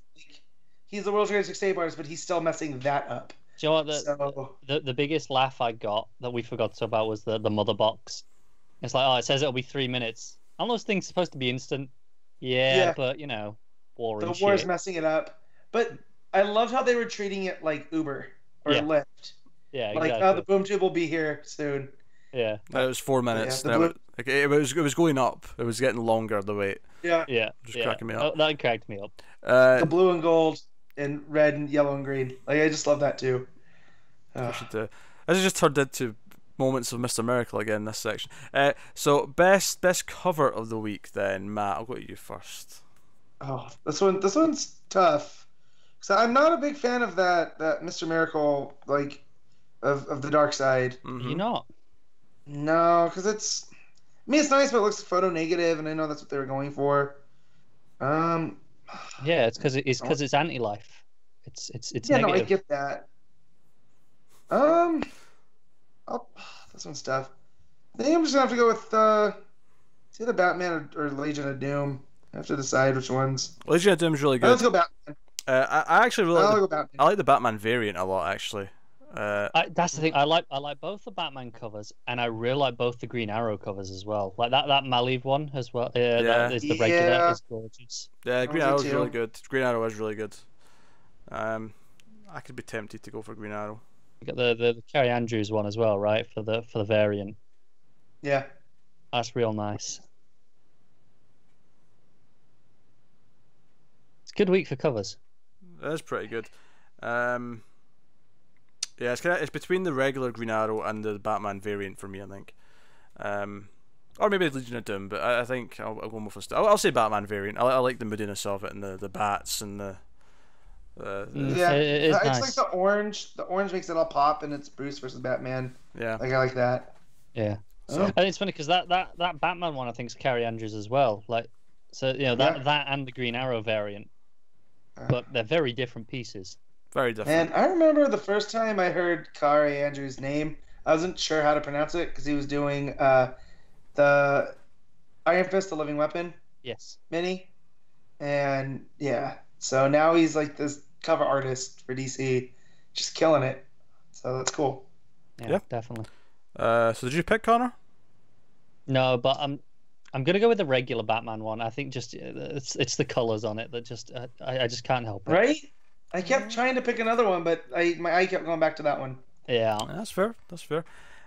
So moving on to best art of the week. Is anyone not going to say Gerads? Me? I might not. Oh, okay. All right. I'm torn. That's yeah. Oh, yeah, Matt sounded No, very I- sure of himself. So Matt, go on. Yep. Oh, it's Lee Weeks for Batman, and it's really with Brett Weiser with the colors, and it's because this one wasn't so much superhero antics. It gave it. I said it when we talked about it. It gave it that gritty, noir like courtroom feel. Like it hasn't. Batman hasn't felt like that in Rebirth. So, it also made me want to read more Phillips and Brubaker. Yeah. Which is never a bad thing. Yeah, I mean, no, Weeks is fantastic. I still have to go with Gerads, I think, overall, but That's fair. Yeah. But we always know Gerads is gonna bring it. Like we know it's gonna look great. This one was no exception. I just the weeks really surprised me. that's Yeah, fair. no, those are obviously the two I'm torn between because those are obviously the two standouts, right? Yes. I think I'm gonna edge it and give it to Weeks and Brettweiser for Batman. I think it's just something a little different. That whereas Mr. Miracle, there's 10. This is exactly on par of the high quality I expect, but I'm used to it. I'm almost. But I'm almost. if taking you it for wanted to granted. take it away, if you wanted to take away from the art, it could be the kid art too. Like, Yeah, let's blame King. you can just do that. Sure, it's King's fault. Yeah. All right, top 5 books of the week then. Connor. So Mr. Miracle's number 1. That's quite easy. Yep. Yep. Number 2's Batman. Yeah. 3, I'll go Green Lanterns. 4, Legion of Doom issue. 5. So just 5, I'll Deathstroke. All right, Matt, top 5. so number 1, Mr. Miracle. That's with a bullet. That's not even close. 2 is Batman. 3 is Justice League Legion of Doom. 4 is Super Sons, and 5 is Green Arrow. Cool. My number 1 is Mr. Miracle. Surprising no one. Batman is number 2. Justice League's number 3. Super Sons number 4, but I'm going to throw in Nightwing at number 5. I figured that would have been the Pete move. You Also, can't. slight revision on mine. I'm bumping Deathstroke up a couple of places to 3. Oh, jeez. I like that more than the others now. I think about it. Fine. Well, someone's got to represent that damn Nightwing visor on this show, and it'll have to be me, damn it. So Nightwing at number 5. All the wrong reasons. You can die on that hill alone. Yep. I don't know why, but you said all the wrong reasons, and all I could hear was like the Blink 182 song, "All the Small Things," as you were saying it. Yeah. All the wrong reasons. God, I haven't heard that song. Not in bad. so I mean, long. Growing up, Blink was one of my favorite bands, so it's fine. I actually kind of appreciate a couple of the songs as I've gotten older, but I didn't like them at all when I was younger. I hated them as a teenager. Oh yeah. It's funny. The older I get, the more nostalgic I get for it. But then I can only listen in small bursts. Like I can't. It's not like something I can always have on. And younger me would be so upset with older me about that. They were always one that I can take or leave if they're on. Yeah, cool. But yeah, I'd rarely go. Oh, I want to listen. I was never into punk I never put it on. or pop punk as a teenager. Yeah. So something about it just really irked me at the time. It's my jam. Still am. Fair bit of it. I don't know if you guys know this, but I got pulled on stage to sing with Newfound Glory. We heard. Matt, does it upset you that I couldn't name a Newfound Glory song? No, that's fine. They're very niche. They're, That's fine. Yeah. Yeah. Like, I could name you a lot of bands like in that genre, but I couldn't tell you any of the songs. Yeah. Like Real Big Fish. So like I couldn't name a Twin Peaks episode. So I guess it's even. That's a bit weird though. Because you love. Yeah, but a lot of people love Twin Peaks like I love Newfound Glory. Yeah, but a lot of people love TV shows and still don't know the episode titles. That's not that weird. In fact, did Twin Peaks even have episode titles? Not really. No, it was just part 1, part 2, part 3. That's what I thought. Even the old. I know obviously the turn was that, but I love Newfound Glory like Pete loves Buffy the Vampire Slayer. Let's go that way. Okay. Sure. We'll go there. But see, I can name certain Buffy episodes, so it didn't work. So. Yes. Welcome to the Hellmouth, the Harvest, Witch, Teacher's Pet. We don't need you to list as many episodes as you can. Never Kill a Boy on the First Date, The Pack, Angel, You're bad. I, Robot. I'm doing them in order, Matt. Shut up. I, Robot, Eugene, The Puppet Show, Nightmares, Out of Mind, Out of Sight, Prophecy Girl, and that season's so good. Yeah, that completes season 1. This is so sad. I become Job. I've made a huge mistake. When she was bad, some assembly required, school hard. I'll stop now. I'm stopping. Hey. Tell us what's next week, because I gotta go. I have a stack of comics next to my bed that if it falls, it might take out one of my dogs. So I need to get that under control. So, so I'll read what I've got here. A couple of things could have changed because so much has moved around, relatively speaking, recently. So we'll see how much of this is still accurate compared to what it originally was. So coming next week then is Detective Comics 986, Superman issue 2, Wonder Woman 52, The Flash 52, Hal Jordan the Green Lantern Corps issue 50, Supergirl 21, Titans 24, Catwoman number 2, Suicide Squad number 45, which we will be covering because it ties into Aquaman this month, Hawkman number 3, Sideways number 7, and Plastic Man number 3. Yeah, nailed it. Cool, that's a lot of books. Also out next week, although we will not be covering, Immortal Men number 5, and of course Connor will eventually be doing Red Hood and the Outlaws number 25, thanks to Connor's Corner for Patreon. But that's out next week. So that's next week's onslaught. Also, the big thing next week that we'll probably be covering the week after is Sandman Universe. That is true, yes. We made the choice before this because there's so many books next week that we'll do issue 1 of Sandman Universe on week 3 because there's less books that week. So we'll talk about it. Week 2 is so packed, but I'm so excited for a lot of them. As am I. Obviously, like Wonder Woman's kind of like, oh, I'll read that because the last issue was pretty decent. But I went back and checked out the last issue. Yeah, it's all right. Yeah. I don't know if I'll get around to this issue in time this week. Depends on my work schedule. Because there's so many books. Yeah, but that was pretty good, right? It was not bad issue. Oh man, I'm gonna have to get that Supergirl variant. It's Amanda Connor Supergirl, but Crypto's there. Yeah. It's a nice variant. I will say this. I said I was going to read Hawkman number 3. Admittedly, seeing the number of books out next week, I mean that might fall through. That's fine. Me and Connor, I'll make the same guess with Plastic Man. If I have time, I'll get to it. But if not, I'm not rushing.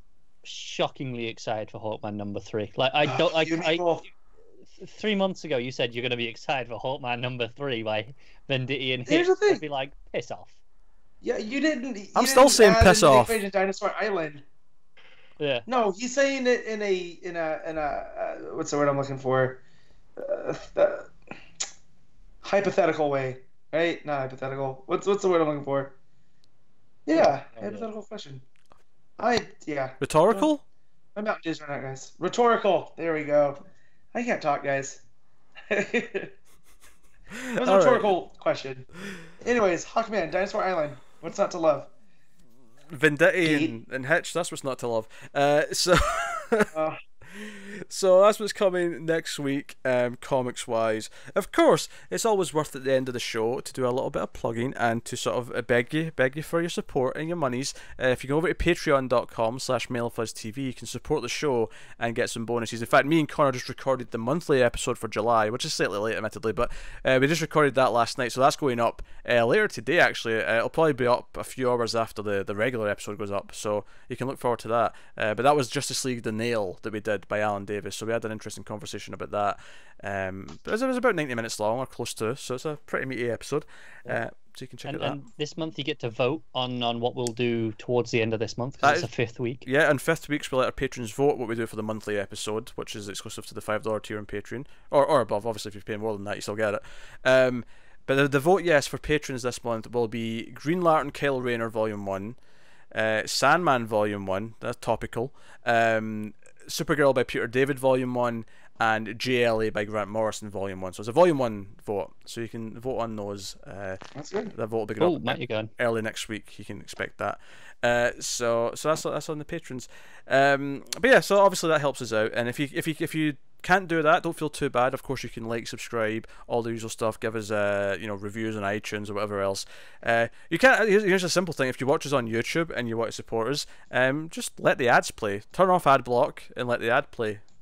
That does help. Yeah. That genuinely does help. It does. So you can do that. Let the ad finish. Admittedly, I know sometimes YouTube will throw you like a ridiculous 5-minute long ad. I don't blame you for not letting that play all the way through. But if it's like a 30-second ad, let it play. Let it finish. Yeah. So. Because of those ads, I watch a lot of travel YouTube, and I've seen the same one for this train to the Grand Canyon. I never wanted to go on it, but I've seen it so many times. I'm gonna do it eventually, and it's because I've waited through to watch ads. Yeah. So no doubt. Oh, I always laugh. We actually had a conversation on YouTube ads on one of the news shows, didn't we? Yeah, we did. Yes. In fact, here's one that always makes me laugh though, is when I go to watch a trailer and the ad I get before the trailer is the trailer that I was about to watch. That always cracks me up. Yeah, that's weird. It's annoying because you have to watch the first 5 seconds, skip, and then watch the first 5 seconds again. Yes. Yeah. It's annoying, but hey, these little things you do. I'm not saying pay attention to the ad, just let it play. Get a snack. First world problems, right? Yeah, first world, absolutely. But yeah, so obviously all the support means a lot. We're doing better now numbers wise in terms of our audience than we ever have. So thanks to all of our viewers and audience.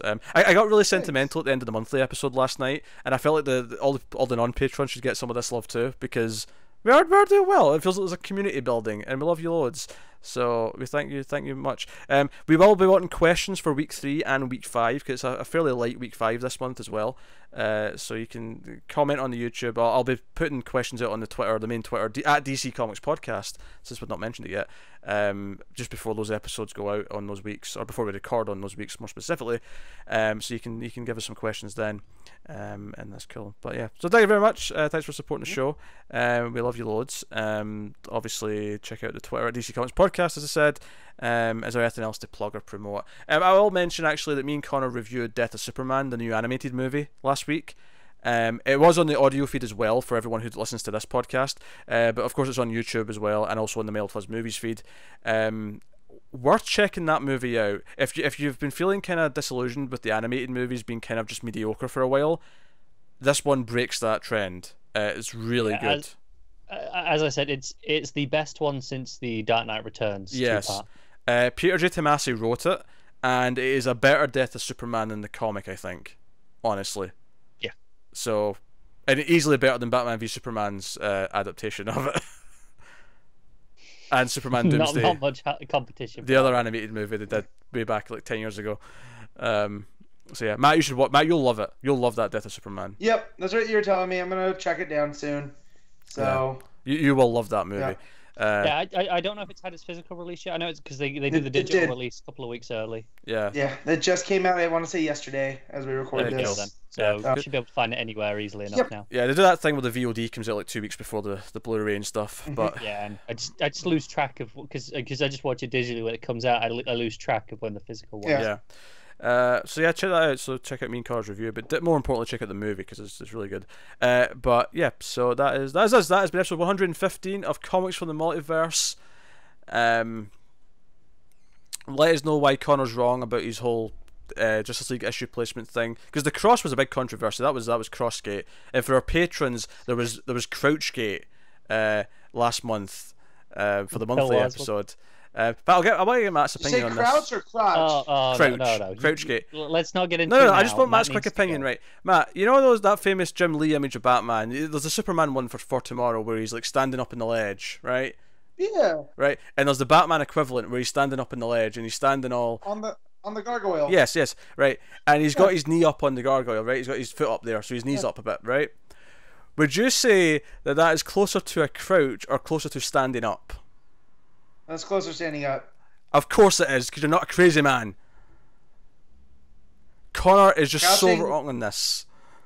Yeah. Crouching's completely different, Connor. Yes, bullshit. Absolute bullshit from that ginger over there on that topic. Unless you're talking about Barty Crouch and Barty Crouch Jr., then they're the same.